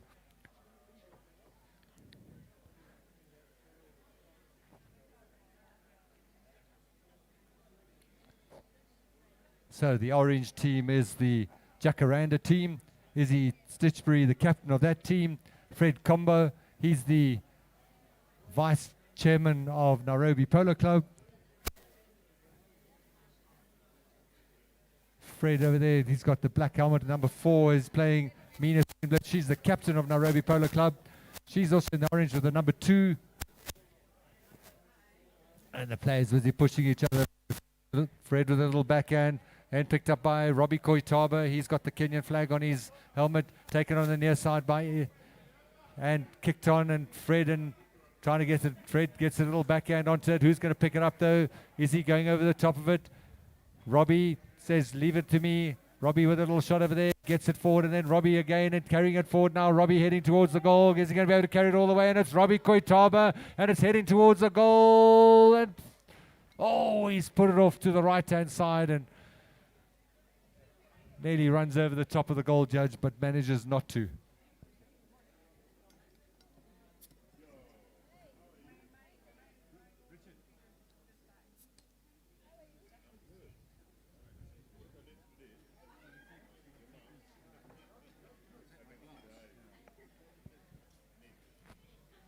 Lovely stroke over there by Mina. Mina now. Oh, and she's got it again. It's pushed off slightly to the side, and Ed's going to go for the backhand. He goes over the top of it, and it's Izzy now. Izzy with it. Oh, she's not hit that as cleanly as she would want to. Who's going to be able to pick it up? She can just get the next one, and a little under the next shot straight towards the goal from Izzy Stitchbury, and it's Hiromi and Zomo. Hiromi with the backhand manages to put a little bit of yardage onto it for Ed Burbage to be able to pick up. Backhand there from Izzy. Ball left behind. Picked up and put forward now by Hiromi. Nice backhand. Oh, but it's straight into the pony, and it's Robbie, and Robbie's going to pick it up, and Robbie takes it forward again. Oh, and he doesn't quite get the clean stroke that he wanted. Izzy, she's got nobody behind her. She's got plenty of time. She can actually turn that around. Hits it out into the open field, but it's Georgina that's managed to pick it up. Georgina reading that really nicely. No, sorry, that's not Georgina. That's Emily Stonewig. Sorry, Emily. Players play so often in similar colored helmets that one gets them a little bit confused sometimes. Hiromi and Zomo still in control of it. Hiromi, no, it gets pushed forward now by Izzy Stitchbury. Izzy again, lovely little shot by her. Who's going to get to it first? And she comes through again. It is still Izzy, but no, she's put it over the back line. And we're halfway through this third chukker. Now it's 3 chukkers because every day over Friday, Saturday, Sunday, they're going to play 2 chukkers against each other. A total of 6 chukkers against each team. And that's the norm for an intermediate game.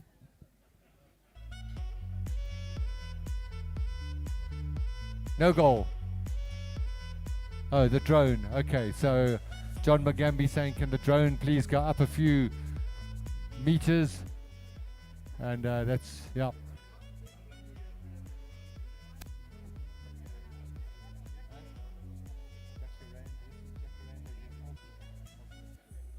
Ultimate is the one with the ones in brown, and Jacaranda is the ones in Jacaranda is orange. No, sorry. Wait, yeah, Jacaranda is orange.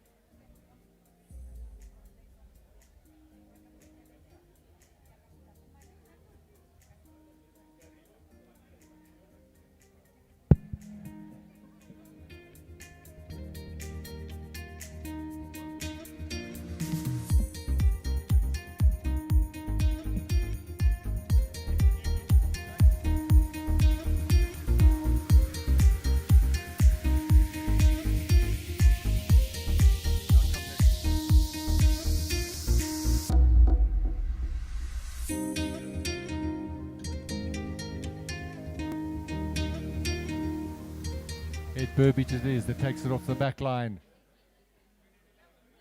Doesn't hit it too far, hits just far enough for Hiromi to be able to run onto it, and Ed now, lovely stroke by him, really hitting the ball well. Hiromi, she goes over the top of the backhand over there from Izzy. The next lot of players go over the top, and it's Robbie now. Robbie with a lovely little stroke over there, hits it towards the board, into the middle, coming through now. Robbie tries to pick it up, goes over the top, gets hooked, little backhand, taken in by one of the orange Jakarta players. Robbie tries to pick it up again, but it's taken a backhand again. And once again, now it's Izzy. Izzy with that familiar little grey of hers, really favourite pony in the Stitchbury household. And let's see who comes through for that. It's going to be Robbie. Robbie tries to take it. He doesn't get it as clean as he wants to. Ed, he gets ridden off. And it's Robbie again, and it's Robbie now, and Robbie tries to dig it out from behind his saddle. Should have hit that ball in front of the saddle, didn't quite get the timing of it right. Nice little backhand by Mina. Fred taking it forward. Fred being called off by Izzy. Izzy goes over the top of it, and it's Mina now. Is she going to get it? Is she going to be able to get the... Oh, but it's Hiromi that gets the better of that one, as she gets the backhand onto it. Players having space and time over there, and it... Taken forward now by Jakarta player. That's Magda. Magda again, still in control of it is Magda, but now she's hit it off to the left-hand side of her horse. Who's going to pick it up now? It's Fred Cumbo that takes it. Fred pushes it forward. Left it behind. Quick to turn onto it is Izzy Stitchbury. She puts a backhand into it. Mina needs to turn very quickly on that. Is she going to get it? No, it's going to be Magda that's going to get it. Magda, does she get hooked? No, she doesn't. Fred coming around. He's too far away from the ball. Little backhand put in over there by Emily Stonewig. I can hear Mina busy chatting out there. Whistle goes.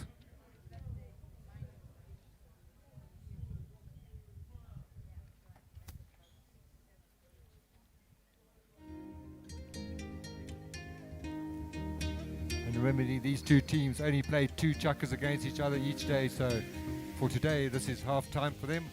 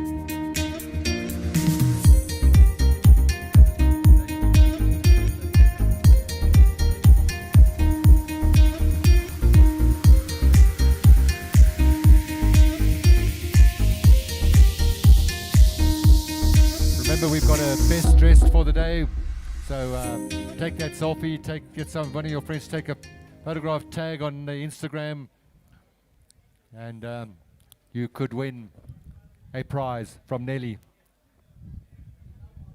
It's if it's a gentleman, you get a night of dinner for Nelly, and if it's a lady, then you get a night dinner with Fred.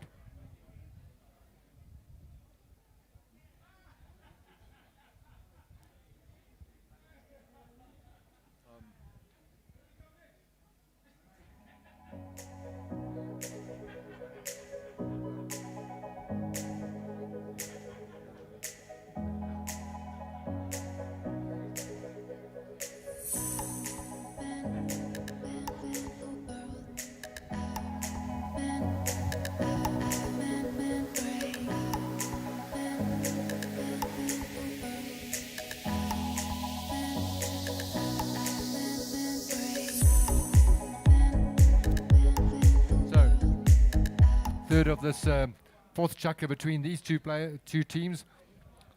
Bearing in mind they're going to play 6 chukkers in total. So Ed now. Ed, oh, he sprays that slightly. Emily gets it. Nice little play by her. Looks like she's pushed a little bit off to the left-hand side. Fred with a little backhand. It's gone straight into Mina's horse's legs. Mina now, she's going to cut it under the necks. Tries to straighten it out.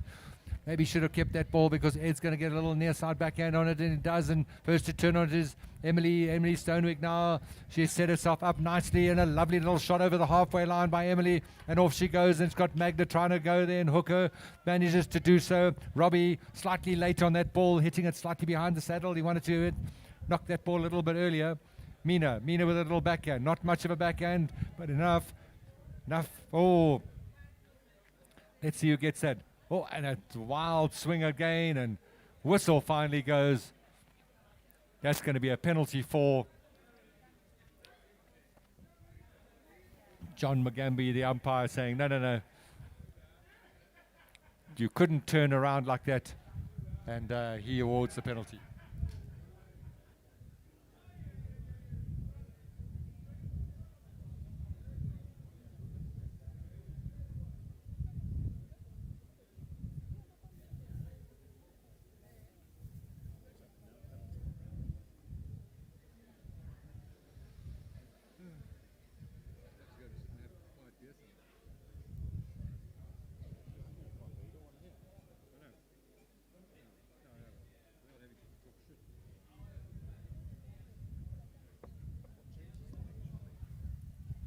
Ed takes the penalty.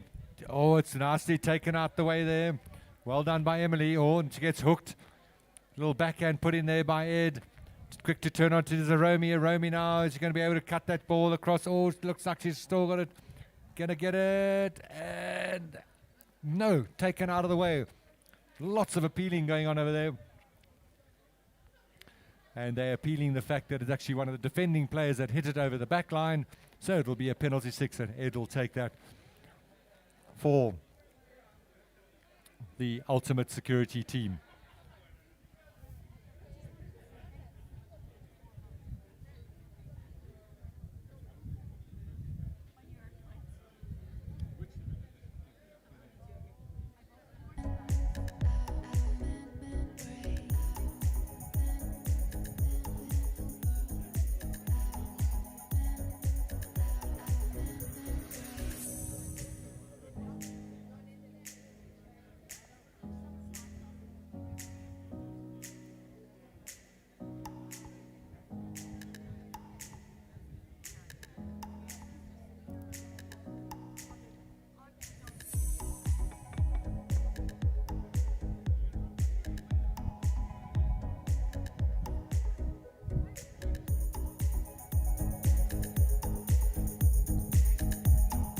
Taken by Robbie off the back. Unleashing a big one over there. Robbie playing well today. Ed putting a backhand into that. Picked up by Magda. Lovely little stroke by her. Now Ed's got to make sure that he doesn't foul. Doesn't. Umpire is happy with that.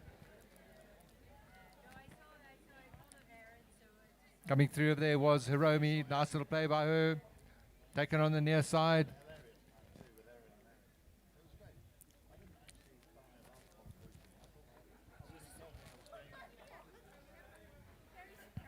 Hiromi, backhand by her. Nice backhand over there from Mina, putting it right in front of the goals, but it's going to be Robbie that's going to get it. He's going to take it forward. Oh, he goes over the front of it, goes into his horse's leg. Now, Ed doesn't get the distance that he would have wanted, and a little backhand from Hiromi. It's left over there for Emily to take it forward. Oh, she doesn't get the near side that she would have wanted. She goes over the top of it. Now it's carried forward towards the goal, taken out of danger. Well played over there by Hiromi. Gets that ball out of danger. Taps it along the board. Takes it again. Taps it again. It's along the board. Now she wants to unlock it, but she gets hooked. Hooked and little backhand coming in. And now there are two Orange players over there to be able to take it forward, but it's Ed Burbage that manages to get the backhand into it first. Little pass over there for Robbie. Is he going to pick it up? No, it's not. It's taken on the near side by Ed Burbage. He puts it right across the front of his goals. Robbie tries to get the backhand over there, and it's taken in by Hiromi. She gets out of danger. Hiromi on the little grey, and it's going to be Izzy Stechbury. Izzy with a little backhand. First to turn onto it is Hiromi. Oh, and Magda standing across the line over there. She gets away with that. Robbie picks it up then, and Robbie takes it forward, and it's going to be Izzy Stechbury. Oh, and Robbie's mistimes his shot over there. Oh. Nice backhand. Solid backhand. Taken by Ed Burbage, but it's going to be Izzy. Izzy with a little lofted backhand over there. Goes into Hiromi's horse. She can't quite see where it went. And again, another little backhand. Once again, players needing to put a little bit more angle on those shots so that they don't hit it into the horses, because it can come off in any direction once it goes into a horse. Picked up by Emily. She takes it forward. Then picked up by Ed. Doesn't quite get the stroke that he would have wanted onto it. Hiromi decides not to put a backhand and put a cut in it. Emily, she's going to go for the backhand. Is she going to be able to pass it up to somebody? Yes, she has. She's passed it up to Magda. Magda's picking it up now. Now it's taken by Robbie. Robbie taking it forward. Robbie again. Is he going to be hooked nose? Robbie over there. He's got two players on him. He's got Ed pushing him out of the way over there. Cuts the shot off, does Robbie. Oh, and he's put it off to the left-hand side. And it's the umpires decide they're going to call chucker. So it's the end of this fast chucker, and it's the... So one of these teams will stay on now to play the 24/7 team, and the other will have a bit of a break, and they'll come back later again.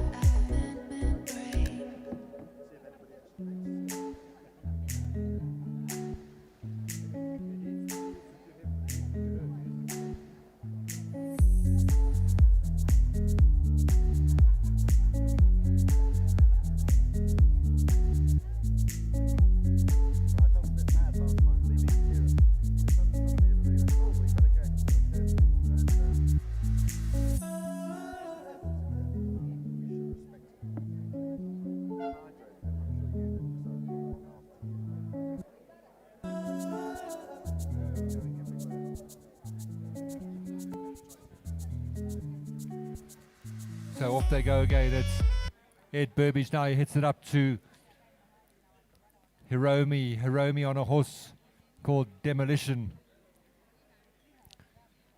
Picked up then by Emily. Emily now, is she going to be hit up? Yes, she can. And Emily's going to be over there.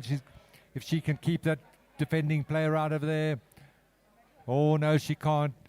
Backhand, nice little backhand. Coming through is Ed Burbage now. Ed now cuts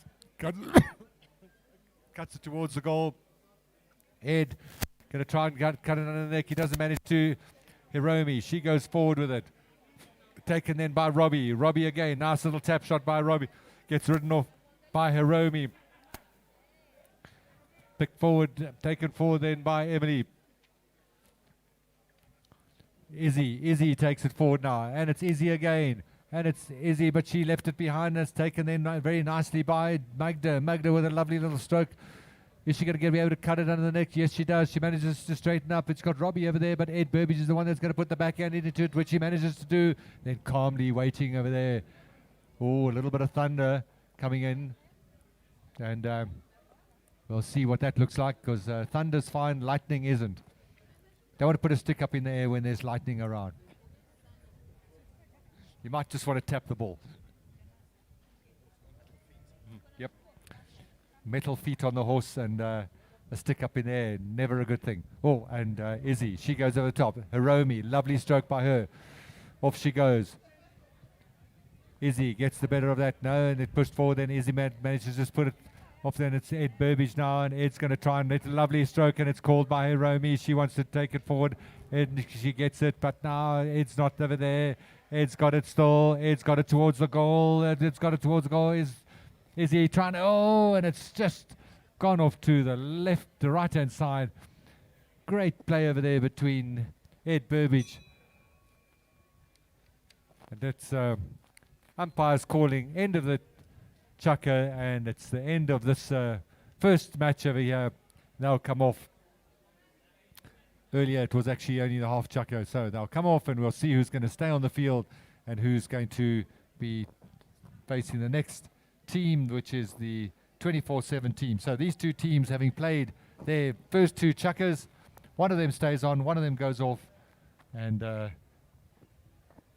yeah, the one that goes off will come back a little bit later. So it's a six chucker round robin match that gets played.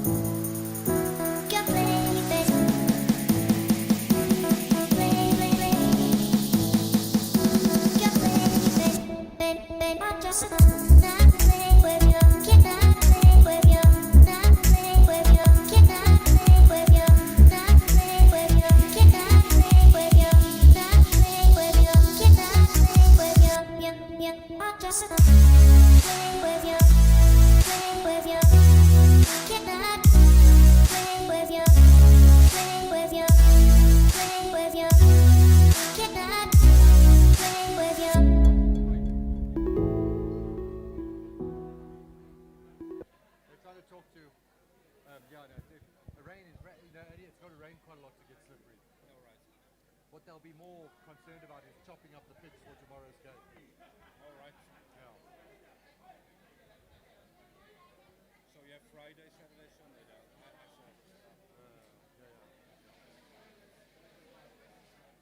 What, did you meet Richard? Oh, no, okay, Richard. Bart. Yeah. Bart's brother lives here. Where is he? He's somewhere around. Yeah, I see her in the bar. Looking for women. He's always looking for women. I'm told that Polo is a good place to look for women. Right. You know, I can tell you now, in the last weekend, this weekend, I think the weather has been a bit of a damp. Because last weekend, Kenyans. yeah. But really, it's a big race.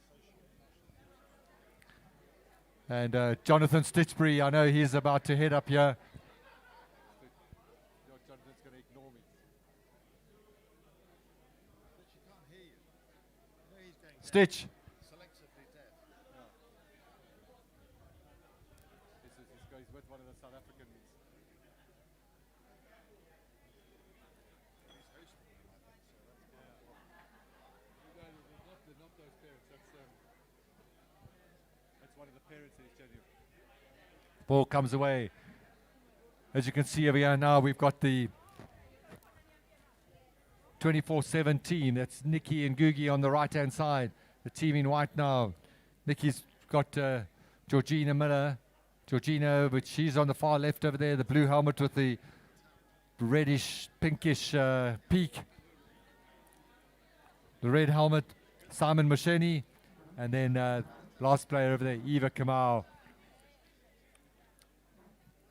Magda trying to take it on their side, picked over there very nicely by Georgina. Played a storming match last weekend. Georgina again heads off towards the goal. Looks like she sprayed it off slightly to the side. She checks up, waiting to see if she's going to take it on the near side.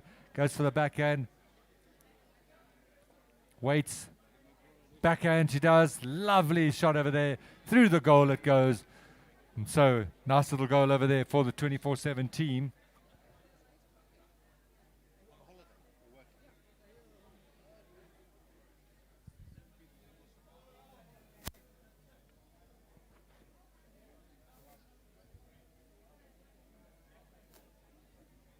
Back they come to the center. So it's the Jacaranda team.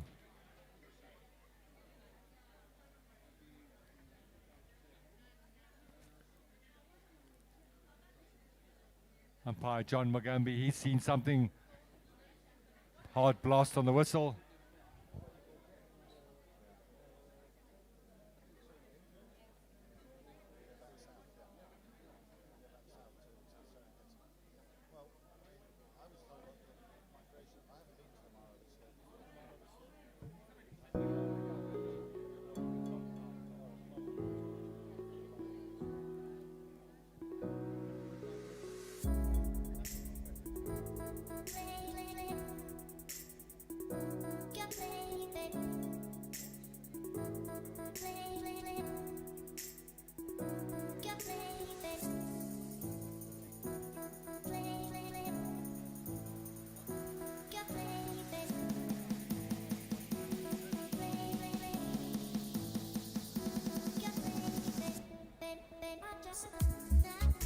So penalty it is for the 24/7 team.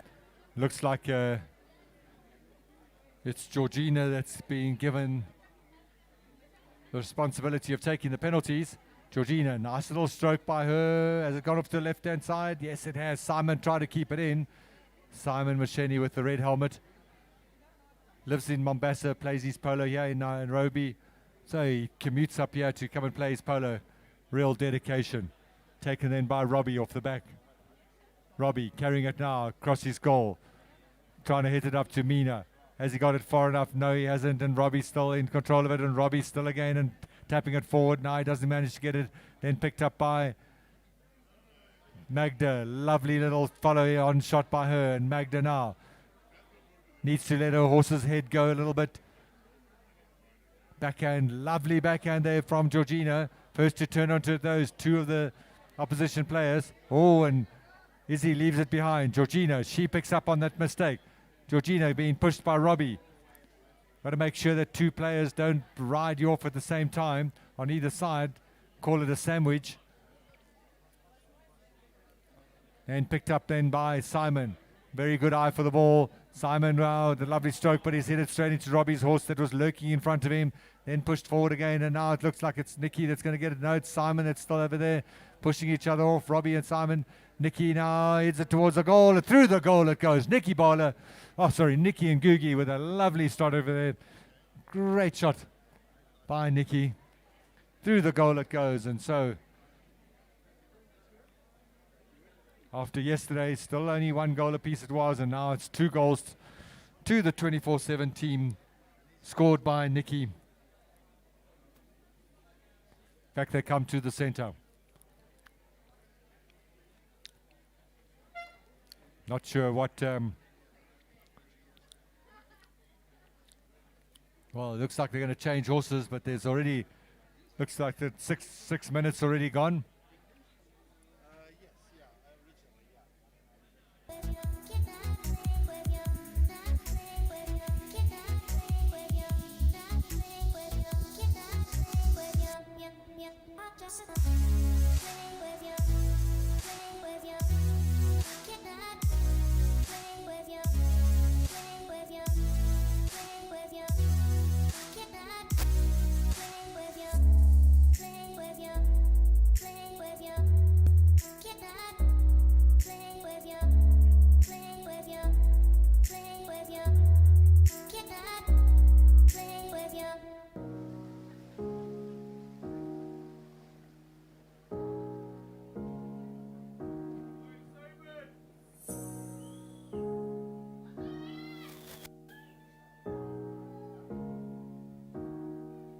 So apparently Simon is buying drinks for people at the bar.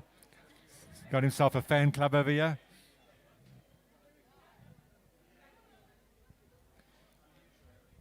Back they come to the centre for, if that clock is right, a very, very short part of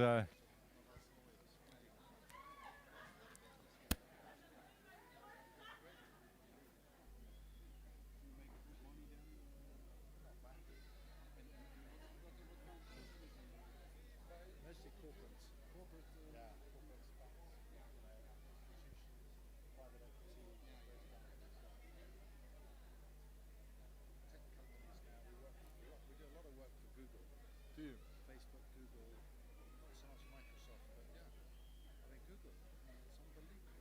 Really, yeah? I was seeing the numbers a couple of days ago. I had no idea we was. I don't do their work. Yeah, yeah. Because it's all tech stuff and it's Yeah. not really an area that I work in. Numbers in terms of what they do, or numbers in terms of what you do, what you believe.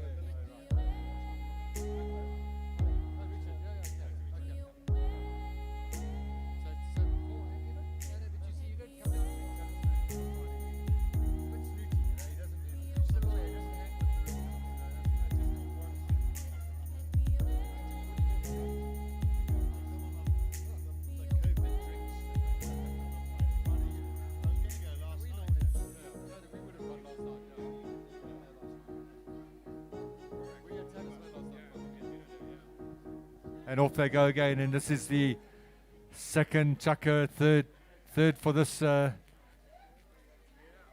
These two teams taken forward by Georgina. Nice little stroke by her. Who's going to get the back end? That gets the better of that is Izzy coming in. Then have the umpires seen something I don't like? No, it's going to be Mina. Mina with a little shot over there. Passed it up to Robbie. Robbie now. Nice little stroke by him. He just needs to look behind him and see that there's nobody there and slow it down. Robbie there doesn't quite get it. Picks up in the second time around. Nice play by him, and Robbie's still in control of it. You know, it's Simon that's going to go. Simon goes over the top of it. Still Robbie in control of it. Still Robbie heading towards the goal. And is Simon going to be able to get it? It's Robbie still, and Robbie heading it towards the goal. And through the goal it goes. Robbie Koitaba. Oh my goodness. Just stay away from the bar tonight, because you're never going to hear the end of that goal. He's going to be talking about it for the rest of the weekend. Sorry, it's actually Fred. Fred, I'm really apologetic. That was Fred Cumbo. Oh, Fred.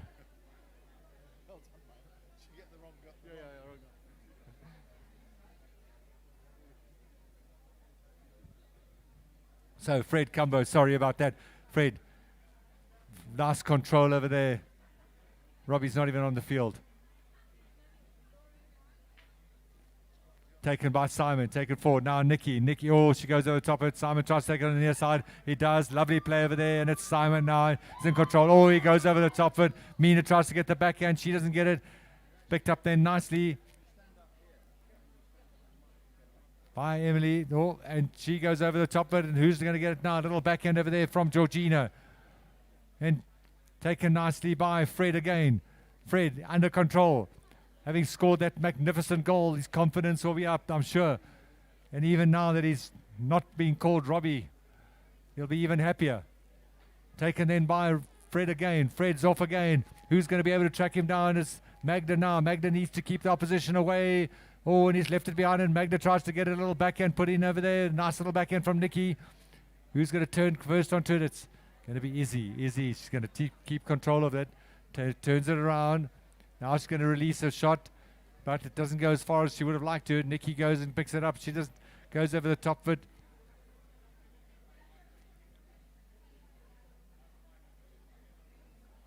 Fred can't help himself diving in there into the middle of the scrum, which he shouldn't do. A little bit like a South African rugby player. Did South Africa win their game? No, they got thrashed. They did get thrashed. I saw it. 30-17. No. It was ding-donging. Yeah, and then I left half time. No. So South Africa came at the beginning of, after half-time, they came and scored. What's happened? They thrashed the British and Irish Lions Yeah. in a rather condescending way, I thought. Yeah, Right well, at the end, they're putting what's his name on to score the winning penalty. That really hurt. More than staying. Taken by Nikki. No, she tries to get on the near side, doesn't pick it up. Mina now. Mina goes over the top and picked up by Georgina. Georgina now carrying it forward. And there's two of the orange players over there, and they've got to not get themselves into a muddle, and they go over the top of it. It's taken forward by Georgina again. And it's going to be Izzy. Izzy's going to put a backhand into it, and it's picked up there for Fred to run onto. Fred picks it up, carries it forward, but not far enough, and it's Magda now. Magda now carries it forward. Magda now with Nikki. Nikki and Magda. Magda gets the better of that one, and she takes it forward again. And is Nikki going to be able to get down to her? Magda again. She can look behind her and see that she's got plenty. She's got a slightly bouncy ball. Difficult to be able to pick up. Nice little backhand from Nikki. But it's Izzy that's the first to turn. Izzy puts a nice little backhand. Whoa, a wonderful little backhand onto it. First to turn onto it. And the players have got to get out of the way. Magda gets out of the way. First spell goes. Pushed forward then by Mino. Who's going to get it now? Is it Fred again? Fred now carries it forward towards the goal, and it's Fred again. And is he going to get it between? Oh, it is. Put it off to the left-hand side. So, bell goes, whistle goes. And obviously the clock is not something we should be watching. It's going to be Ali's timing over there. So, next three chuckers, commentary by Jonathan Stitchbury.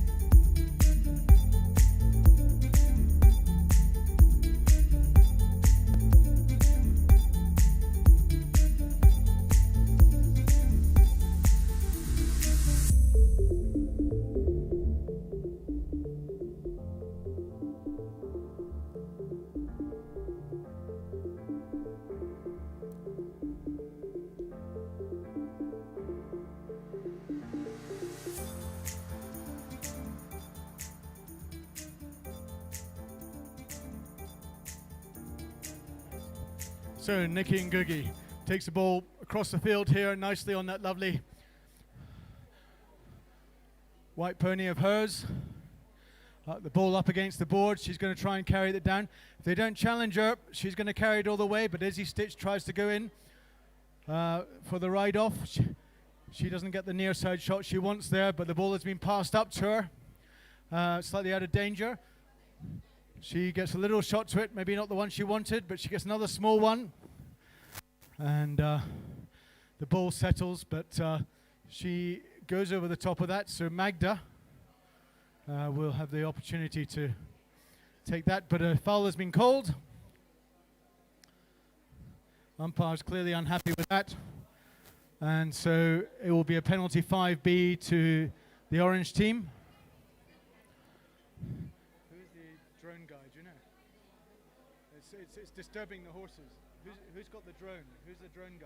Yeah. You are. They can't play. There's a horse out there which won't go anywhere near. It needs to go much higher. Sorry. Much higher. Yeah, please. So, Fred Cambo starts that. He passes it to Izzy Stitch. Izzy Stitch passes that back up to Fred. Great teamwork there. Jamie and Fred now. He's got a great eye for the ball. He's now trying to turn that ball round. He gets a nice cut shot there. Is it going to go through to the goal, or is it going to go over the back line? I think it just goes over the back line. So the pressure being applied here by this orange team.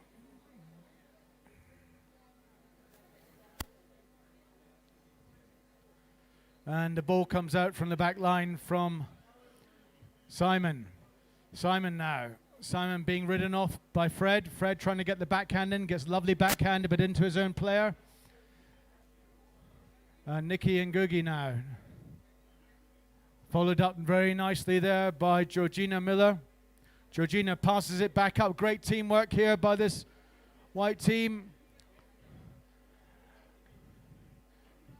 Followed up as well by Eva Kamau. Eva Kamau putting pressure on this back line. The orange team here. Izzy Stitch looking to clear it, but it looks like it's right in front of the goal. Is anyone going to get it? Looks like Izzy saves it. Has the umpire blown his whistle? Looks like he has. So maybe they thought that Izzy crossed the line. Or maybe indeed the actual line, the ball went through the goal. Let's wait and see what the umpires say.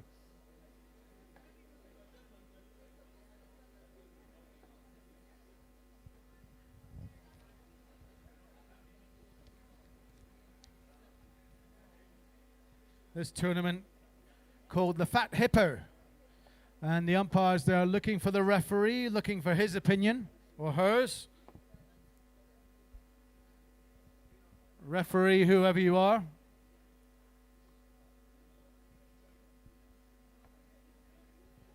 We're looking for the referee. We don't know who the referee is right now, do we?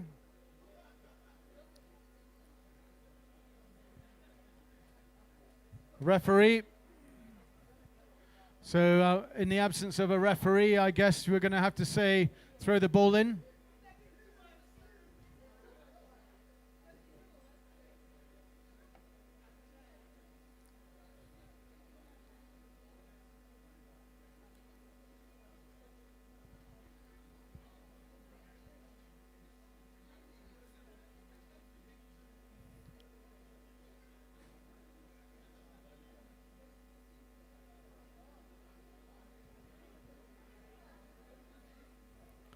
So quite dangerous this for the orange team in front of goal. Orange team called Jacaranda. And 20 towards goal. Bit of a melee there. Who's going to come away with it? Looks like Izzy Stitch was on it for a second. And now it's Mina. Mina pushes a nice ball up there. Really nice long shot from her. But the whistle clearly going there, and the umpires, I think, thought that Simon came across and took that backhand shot on the offside, and he should have taken it on the near side. So I suspect it'll be a penalty 5B to Jacaranda.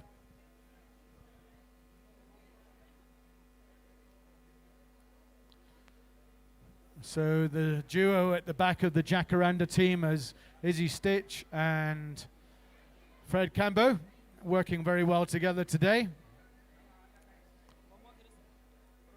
Do you have a bit more volume? You can't hear it over there. Do you have any more volume or not?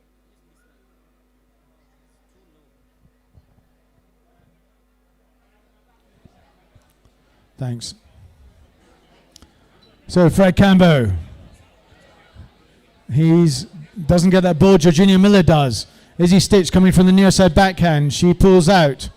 Georgina pushes up again, but it's Izzy Stitch there again. But Simon taking on the near side. Nicely played by him, moving the ball forwards.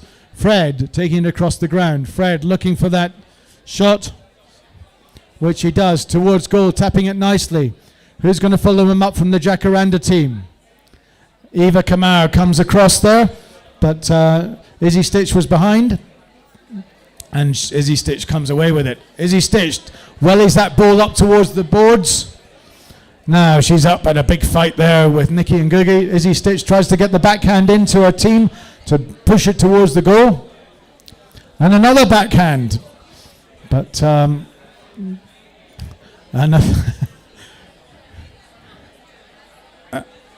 but now Eva Kamau comes away with this ball. She knocks it over to the left. Izzy gets that nice under the neck shot, clearing shot, getting the jacarandas out of danger. She's looking for Fred Cambo there, but she manages to go over the top of that. And Georgina Miller now. Georgina taking that ball up towards the boards. It's going to bounce against the boards. Does it come out far enough that she can get to it? Yes, it does. Hard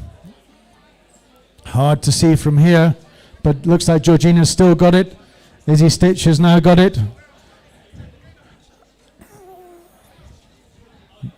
We just need a couple of big clearing shots here. We're at the furthest away part of the field. And it looks like it's Eva Kamau. Eva moving towards the goal. Nice play by her, backed up by Ed Burbage. But they've knocked it over the back line. And so Jacaranda led off the hook there as the hooter goes. And I think just reminding the umpires that it's well past the half chukker. And they will go and change their horses. And they've got 1 minute to do that.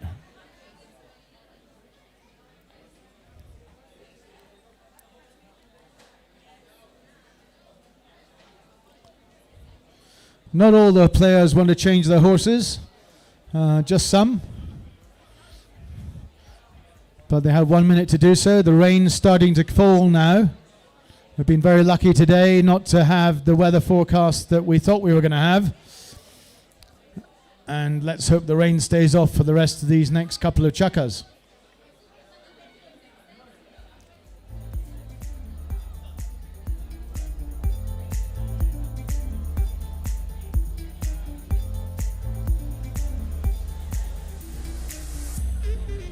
And in case you haven't noticed, ladies and gentlemen, we're very lucky this weekend to have CMC as one of our sponsors.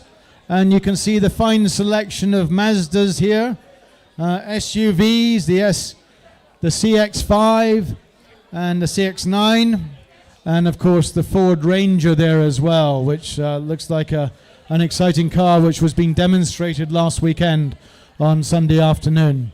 So if you do have a chance, please make sure you make your way to those cars, have a good look at them. They are the best that you can get in Kenya.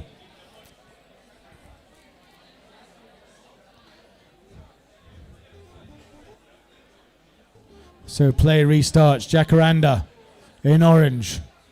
Fred Camber launches the big long shot up there, trying to get it up to Izzy Stitch. But Nikki Ngugi, this lovely near side backhand, and her teammate Georgina Miller follows up, and she gets under the neck as well and pumps that ball round towards the goal. She takes it on the near side. Now Izzy Stitch comes in, but the ball is bouncing. Eva Kamau in front of goal. But saved off the line there by Mina. Mina coming round. Izzy Stitch coming up the near side. Georgina Miller taps that in towards the goal again, and it's Simon Macheni. Simon gets a lovely cut shot. That's now heading straight towards goal. This backhand has to count. It doesn't. And Simon, wow, what a goal, ladies and gentlemen. That's worthy of the high goal.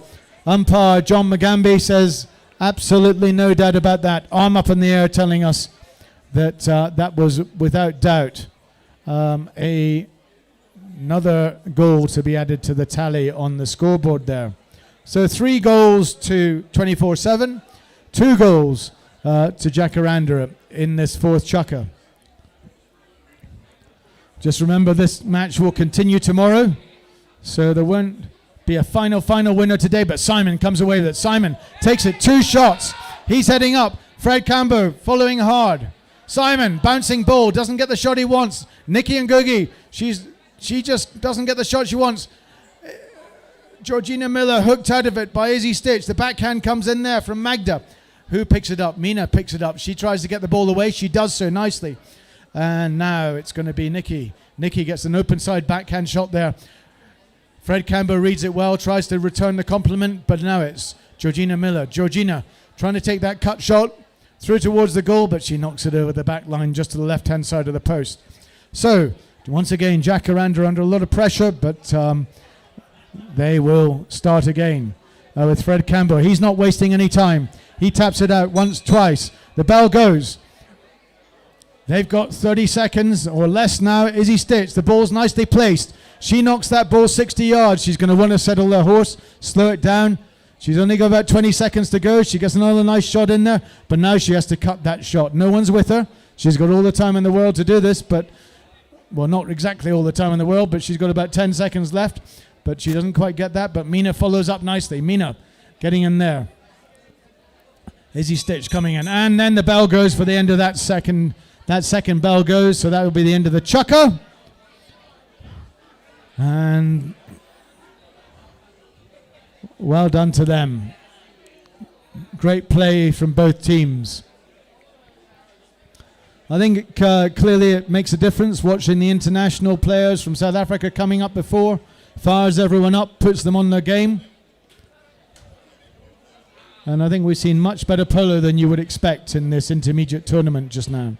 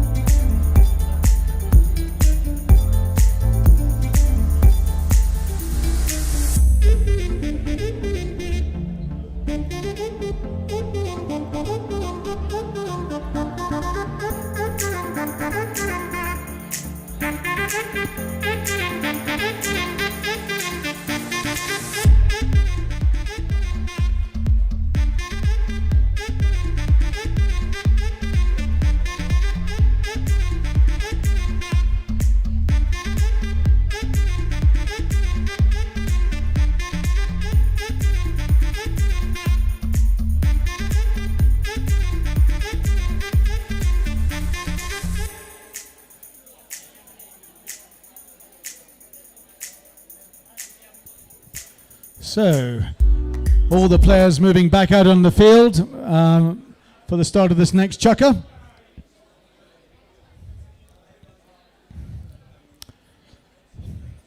It doesn't look like it from here if you're in the grandstand, ladies and gentlemen, but I've just been out there and it is raining quite hard, which means it makes the ground a little bit stickier. But umpire John McGamby has gone over to that corner to say, no, we're not starting from the middle, we're starting from over here, which is where play stopped.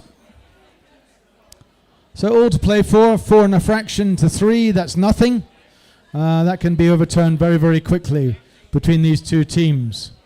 Jacaranda, sorry, I beg your pardon. Ultimate versus 24/7. 24/7 in white. Ultimate in that sort of beige colour. And the play starts with Nikki Ngugi coming straight towards goal. She's placed a lovely shot there and it goes straight through. A wonderful start to 24/7. And they push their lead up to 5.5 to 3. 2 chukkers to play here, ladies and gentlemen.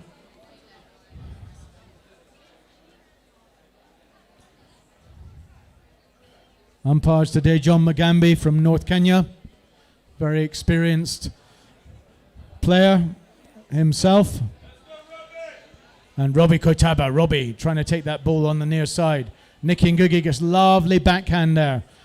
Read really nicely by Ed Burbage, who just really got back into the game after a bit of an absence. But it's great to see him back, and he takes that shot like a professional. Even Chris Lund would be happy with that.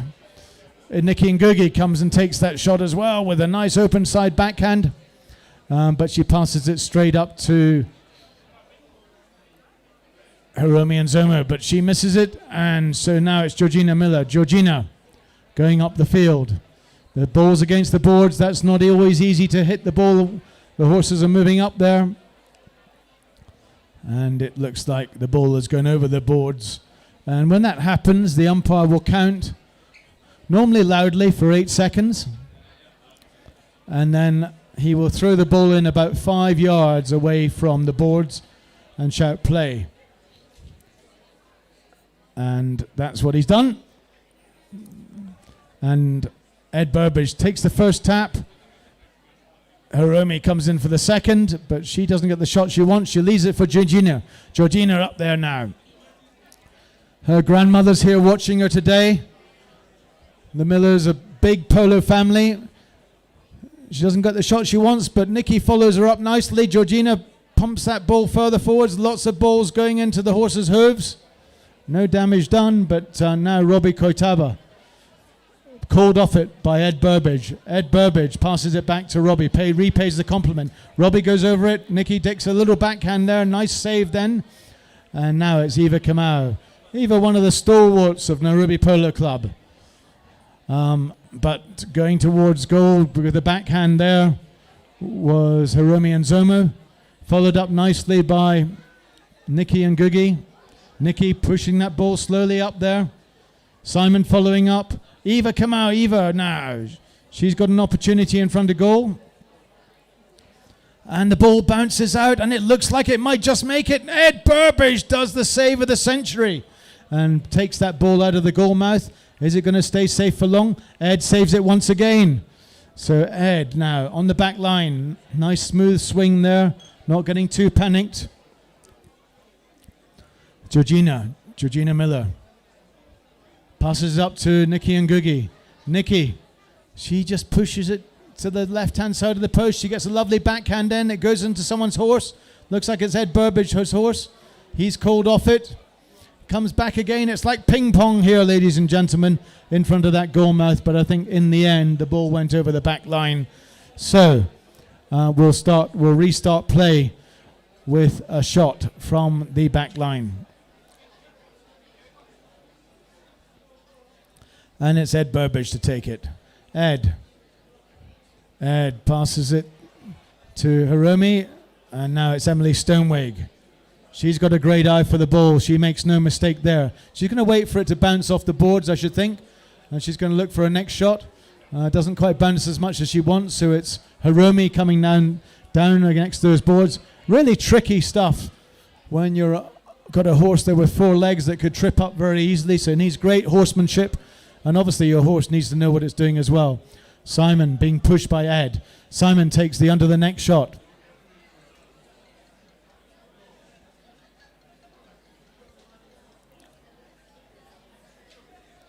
Hiromi.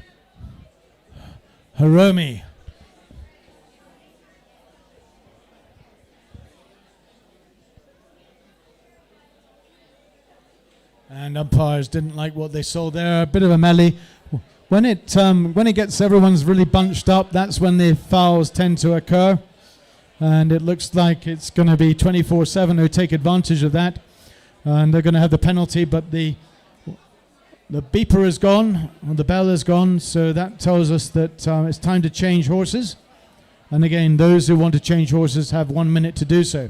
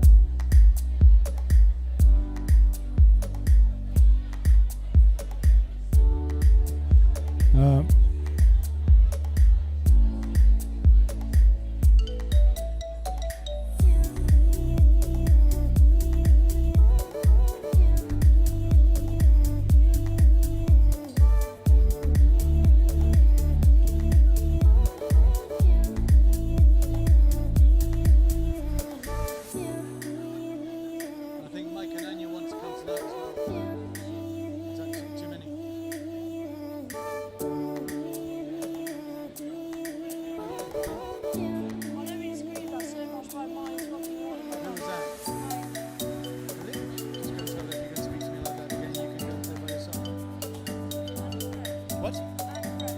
Really?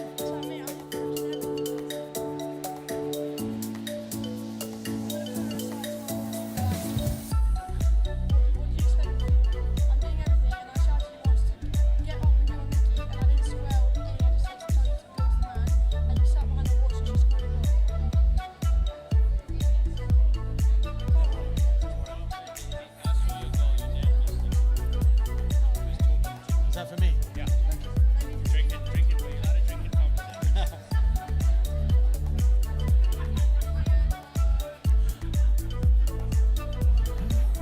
So we've started that chukker again, and the penalty attempt was taken. And unfortunately, 24/7 didn't manage that. So Ed Burbage restarts off the back line. He's trying to pump that up to Hiromi and Zoma. Hiromi on wonderful horses. The ball's nicely settled. I bet she's going to hit this, and my prediction came true. And she's pushing hard now. She's on a fast little pony there. She's got another lovely shot. She's pushed it in the right direction. Is she going to be able to cut in? And she did cut in, but Nikki Ngugi rode that line. She was on the line of the ball, and the umpires adjudged that that Hiromi had given away the line by not cutting in quick enough. So a great goal-scoring attempt there, unfortunately, was thwarted, and it'll be a hit to 24/7. Okay, thanks. Nikki Ngugi followed up. Nikki, if you don't challenge Nikki, she doesn't miss the ball much. Ed Burbage coming in there. He does the right thing. And it's now Emily Stoneweg who gets a lovely backhand there. Changes the direction of play, but that's met by G. Miller. Georgina, I should say. And Ed Burbage couldn't resist that when Nikki Ngugi was coming down the line. And so it'll be a foul against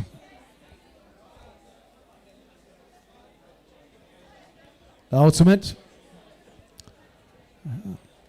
So 24/7. Two ladies at the back there. Nikki's not been missing much. Is she going to take the big shot or tap it? She takes the big shot. Takes another one. Now we're only 60 yards away from the goal. Can G. Miller get it on the near side and take it round? No, she's ridden off by Hiromi and Zomo. Ed Burbage looking to get the backhand in here. He gets a little one in there. Eva Kamau reads it very nicely. Passes up to Simon Macheni. Simon, a lovely under the next shot towards goal. He's heading there just now. Does he get it in? What a wonderful goal. Simon, well done. So, pushes the score up to 6.5 to 3. Lots of work for this Ultimate team to do.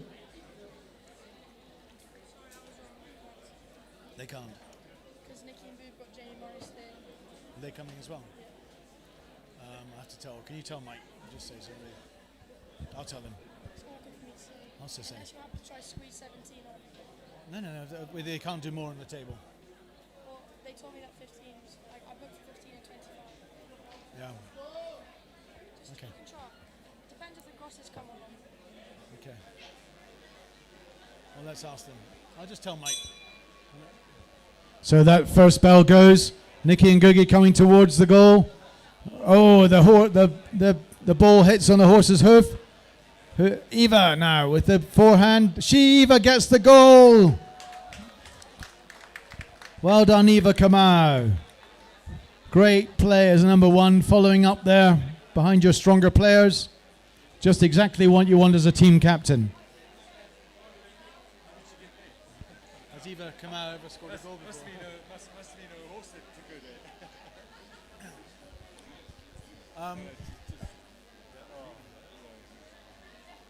Hold on, score's correct. And so the umpire just checking that the scores are correct as we go into this final chukker. Is it? No, you've done the final check. No, there was two. Okay. That was 3 and 3, that's fine. What's wrong with my horse? He's not happy with it. apparently we're booked out tonight. No, unless it's the, fine. unless the Gross is cancelled. So No, we're no, going no, to check. it's fine, No, it's but fine, if the Gross is, they say they're coming, but they might not. So she'll find out if the Grosses are coming. But we can't. Then they're saying no more. On our table, we got 15 on it. Okay. No, that's So, fine. That's fine. No, but if they cancel, you come. Yeah, Will you? okay, So yeah, she'll let me stay. know. She's just going to ask them for a definite. But you know what those guys are like.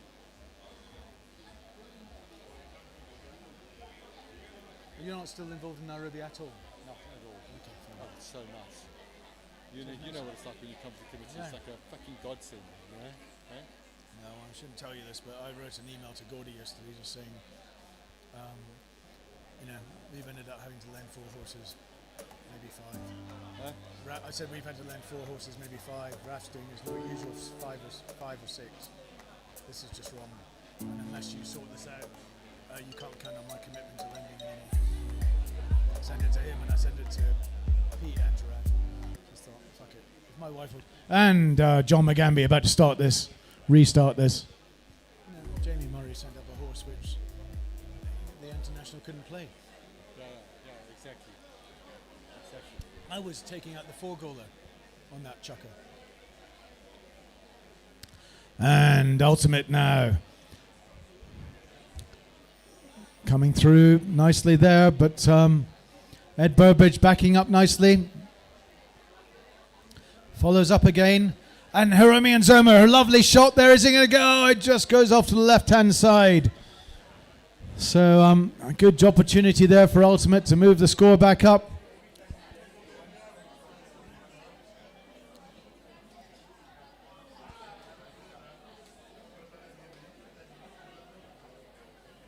Restart with, looks like Georgina. Georgina taking that shot. She's been ridden off hard, being pushed towards the boards by Hiromi, who said there's Emily Stoneway tries to come in for the backhand. She gets a little one there. Eva Kamau managed to drag it a little bit. Simon Masheni. Nikki Ngugi takes the backhand there. But now it's Hiromi and Zoma who comes away with it. She gets the shot up there, passes it. But it's Nikki Ngugi. Nikki taking on the near side, changes the direction ever so slightly, just enough. But now it's Emily Stoneway. Emily, she doesn't miss much. Nikki Ngugi gets another little backhand there. Followed up very well by Georgina Miller. Georgina knocks it towards the boards. And Nikki turns it. Nikki takes it down, setting up a new challenge here, a new attack. Simon Macheni, who just scored that goal the other minute. He gets another shot. Eva Kamau, Nikki Ngugi, she's really playing well at number 4 there. 1, 2. She's going to look for a big under the neck shot here before she's ridden off. She gets the shot. Emily Stoneway gets a little backhand. And a big backhand now comes in from Hiromi and Zomo. Simon Macheni puts the ball into Robbie Kotaba's horse. Hiromi saves the day, takes that ball up the boards. Has she managed to cut it? I can't see quite from here. And it looks like the ball has gone over the boards. So they'll count for 8 seconds as Nikki Ngugi goes off to change her pony.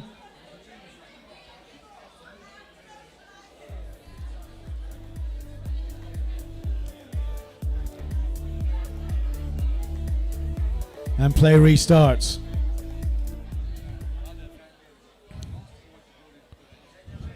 Everyone's gone over it. Georgina's hooked out. And I think the umpires didn't like that, the look of that hook. Seconds ticking away in this final chukker for today as Nikki Ngugi comes back on the field with the horse that she started with.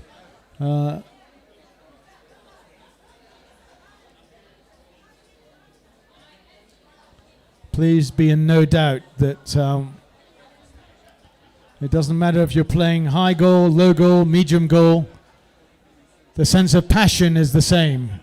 And adrenaline is running high. And these people all want to win.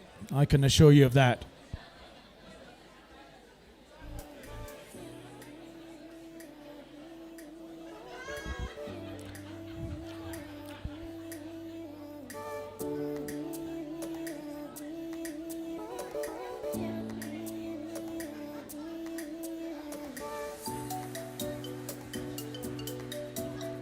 So it looks like it's going to be Georgina Miller who's going to take this. Can't quite tell if it's from the 30 or the 40. She takes that shot. Oh, and she hits it. She gets it, but I think she hits the top of the ball, and it goes off to the left-hand side of the post. Even the best players in the world sometimes don't get that penalty. Their penalties from the 30-yard, and it just happens. But it's now Ed Burbage. Ed tapping it out. He's being followed by Hiromi, but now he's being ridden off by Georgina Miller. He taps it. My goodness, Ed, you are playing like a professional. He gets, oh my goodness, that's 5 shots on the trot, being challenged. Can he get the 6th? I shouldn't have said it, sorry, Ed.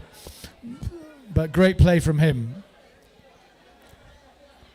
His wife, Noni, I'm sure is here watching. If not, she'll certainly be here tomorrow. And Robbie Koitaba. Robbie takes a swing on that, a little bit late. Nikki Ngugi has been playing all her life, gets a perfect backhand. Meets it nicely, does Hiromi. And she's got lots of time because no one's with her. She gets a lovely backhand herself. And it's Eva Kamara. Eva takes the little backhand as well. It's like ping pong out there just now, but the umpires saw something that I didn't from this angle. And also the hooter goes, which tells us that, just reminds the umpires that let's give the players the opportunity to change horses as we move into the last 2 minutes of the chukka.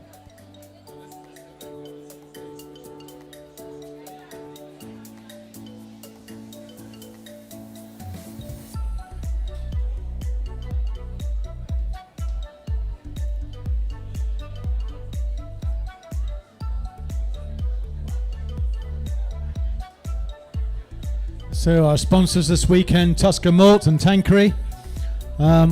Wonderful to see so many of you here. I'm sure we're all very pleased we got the umbrellas, but thank you for the support, and it's wonderful to see so many well-dressed people here coming to support Polo over this tournament weekend.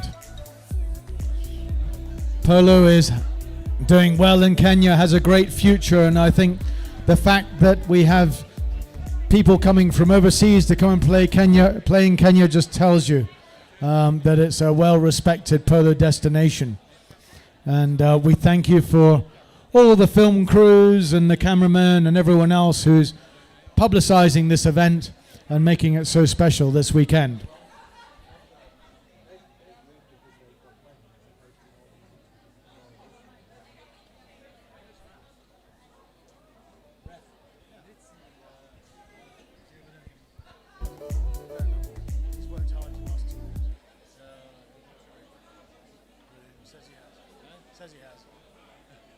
So Ed Burbage coming to take this 60-yard penalty.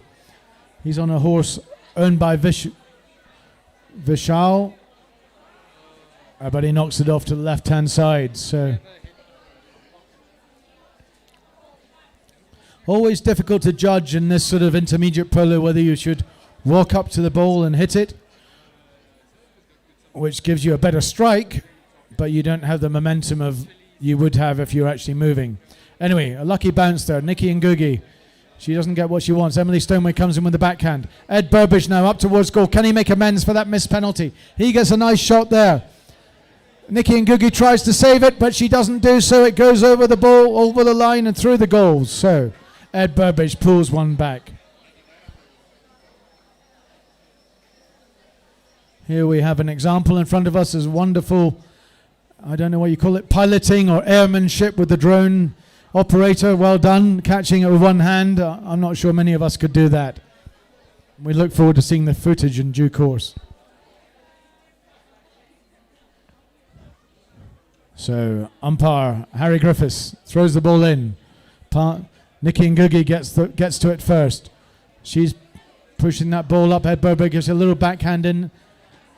Hiromi Nzomo carries the ball really nicely across the field. She's on a horse called Demolition. Used to be owned by trained by Mike Detroit, the legendary former chairman of Nairobi Polo Club. And she doesn't miss much on that. Followed up nicely there by Emily Stonewig. Emily from a long line of Kenyan polo players. Her father played off 5.5 goals and was probably over 5 goals, the best player in Kenya for about 20 years. So you can pretty much guarantee that she knows how to ride, and she's got good horses that she's on just now. And look at her riding off Nikki and Googie. The two of them pushing into each other. Nikki trying to take it on the near side. Nikki does really well there. She's been pushed off against the boards, but Emily is giving her no quarter. Emily pushing, but now Nikki gets the push up. She pumps it up to Simon. Simon, oh my goodness. Simon had I think Chris Lunn would be happy with those shots today that you've been playing, Simon. Clearly a new talent in Kenyan polo. They take it across there, but Bull doesn't quite manage it through the goal. So we got just about a minute left to play in this final chukker of today's events. Hopefully you'll all manage to come and join us again tomorrow. And I hope it's whetted your appetites. And also some of you might even consider taking up this wonderful sport that monopolizes our lives, those of us who play polo. So the bell goes, 30 seconds to go. Ed Burbage gets the backhand in. Gets a nice backhand there. Ed's playing very well. Passes up to Hirumi, but she doesn't get it. She's ridden off by Nikki. Backhand comes in there by Georgina Miller. Eva Kamau. Eva's having a great game today. We've never seen her play so well. And Nikki and Googie follows up. She passes up to Georgina. Georgina, one shot. She doesn't get the one she wants, but the ball's still moving in the right direction. And no bell goes, and that'll be the end of the chukker and the end of activity today. Thank you very much for your time today. Don't go away. There's going to be a Kenya-South Africa mini hockey match here. You want to say it? Yeah, you say it. And so don't go away, ladies and gentlemen. The bar remains open. There is going to be a Kenya versus South Africa hockey match in just a moment, just straight in front of the clubhouse. We'll find out who's who in the zoo and who really has the skills. And we look forward to seeing that in a few minutes' time. So do not go away. The South African team are going to come up here and show us what they're made of in another sport. Thank you very much. And don't forget, come and spectate and also come here tomorrow as well.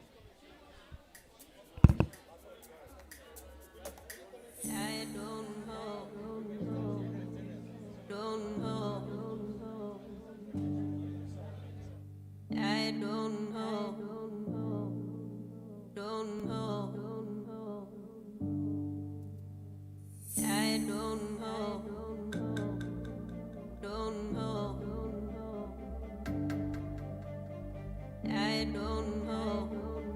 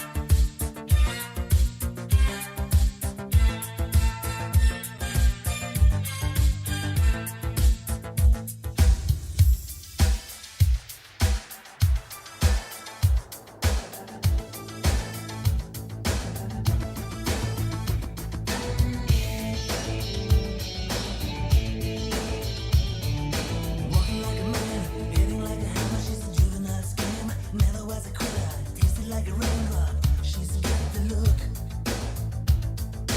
Heavenly bound, 'cause heaven's got a number when she's spinning me around. Kissing is a color, a loving is a wild dog. She's got the look. She's got the look. She's got the look. She's got the look. She's got the look. What in the world can make a brown-eyed girl turn blue? When everything I'll ever do, I do for you. And I go la la la la. She's got the look.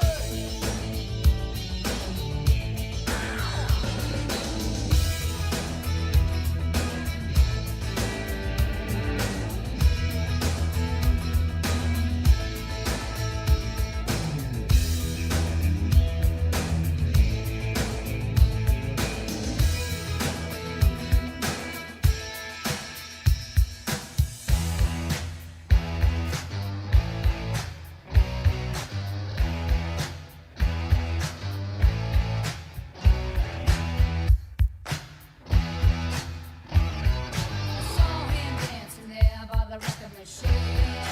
I knew he must have been about 17. He was going strong, playing my favorite song. And I could tell it wouldn't be long that he was with me, yeah, me. And I could tell it wouldn't be long that he was with me, yeah, me. Singing, I love rock and roll. Spending all the time in the jukebox, baby. I love rock and roll. So come and take your time and dance with me. Ow! He smiled so I got up and asked for his name. That don't matter, he said, 'cause it's all the same. So can I take you home where we can be alone? The next we were moving on, he was with me, yeah, me. Next we were moving on, he was with me, yeah, me. Singing, I love rock and roll. Spending all the time in the jukebox, baby. I love rock and roll. So come and take your time and dance with me. I love rock and roll. Spending all the time in the jukebox, baby. I love rock and roll. So come and take your time and dance with me. I love rock and roll. So put another dime in the jukebox, baby. I love rock and roll. So come and take your time and dance with me. I love rock and roll. So put another dime in the jukebox, baby. I love rock and roll. So come and take your time and dance with me.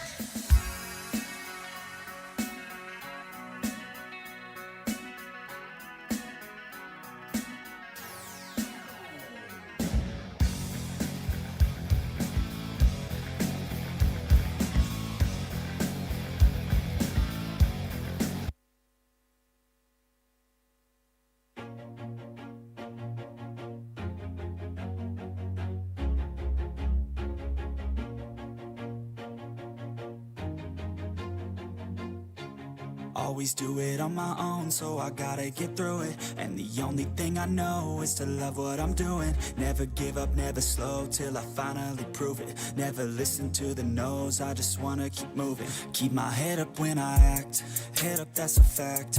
Never looking back, I'ma keep myself on track. Keep my head up, staying strong, always moving on. Feel I don't belong, tell my thoughts to move along. Push myself to be the best, die with no regrets.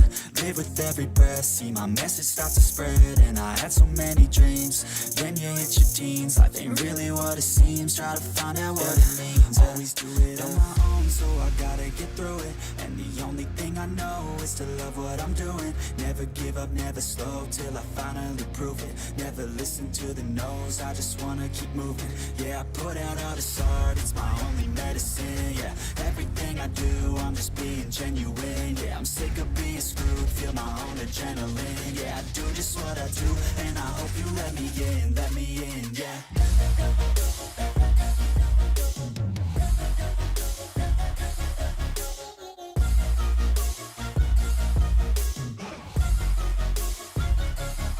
I'm grateful, oh yeah, able, oh yeah, I'm stable, oh yeah, no label, oh yeah, you know me, I have only a path, I'm lonely, but damn, I'm going, I don't want no fake love. love, I want the real stuff. Everybody listen up, cause I'll only say it once. I'm gonna show you all the path. If you want it bad, I'm gonna show you where it's at. Yeah, how you can get it back. Yeah, cause I ain't never done.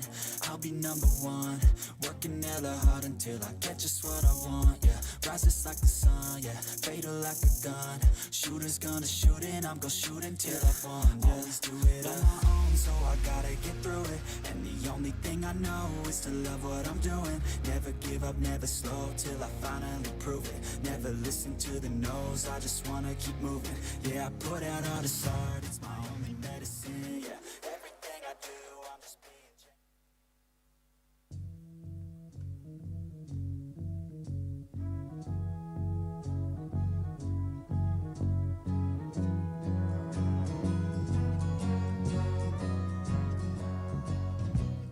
Where it began,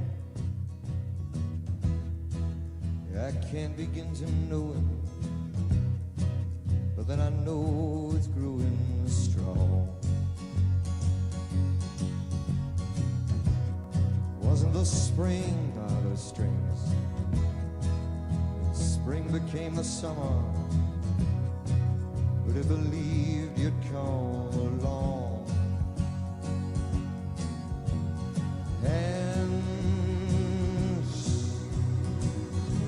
Touching hands, reaching out, dear Lord, touching me, touching you, sweet Caroline. Your tongue never seemed so good.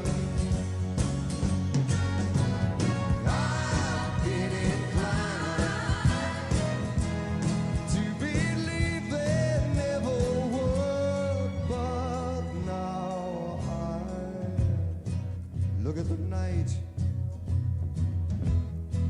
and it don't seem so lonely. We fill it up with only two.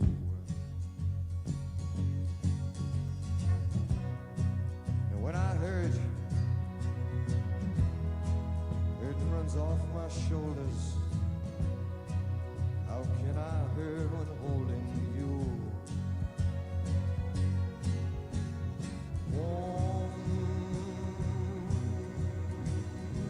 Touching warm,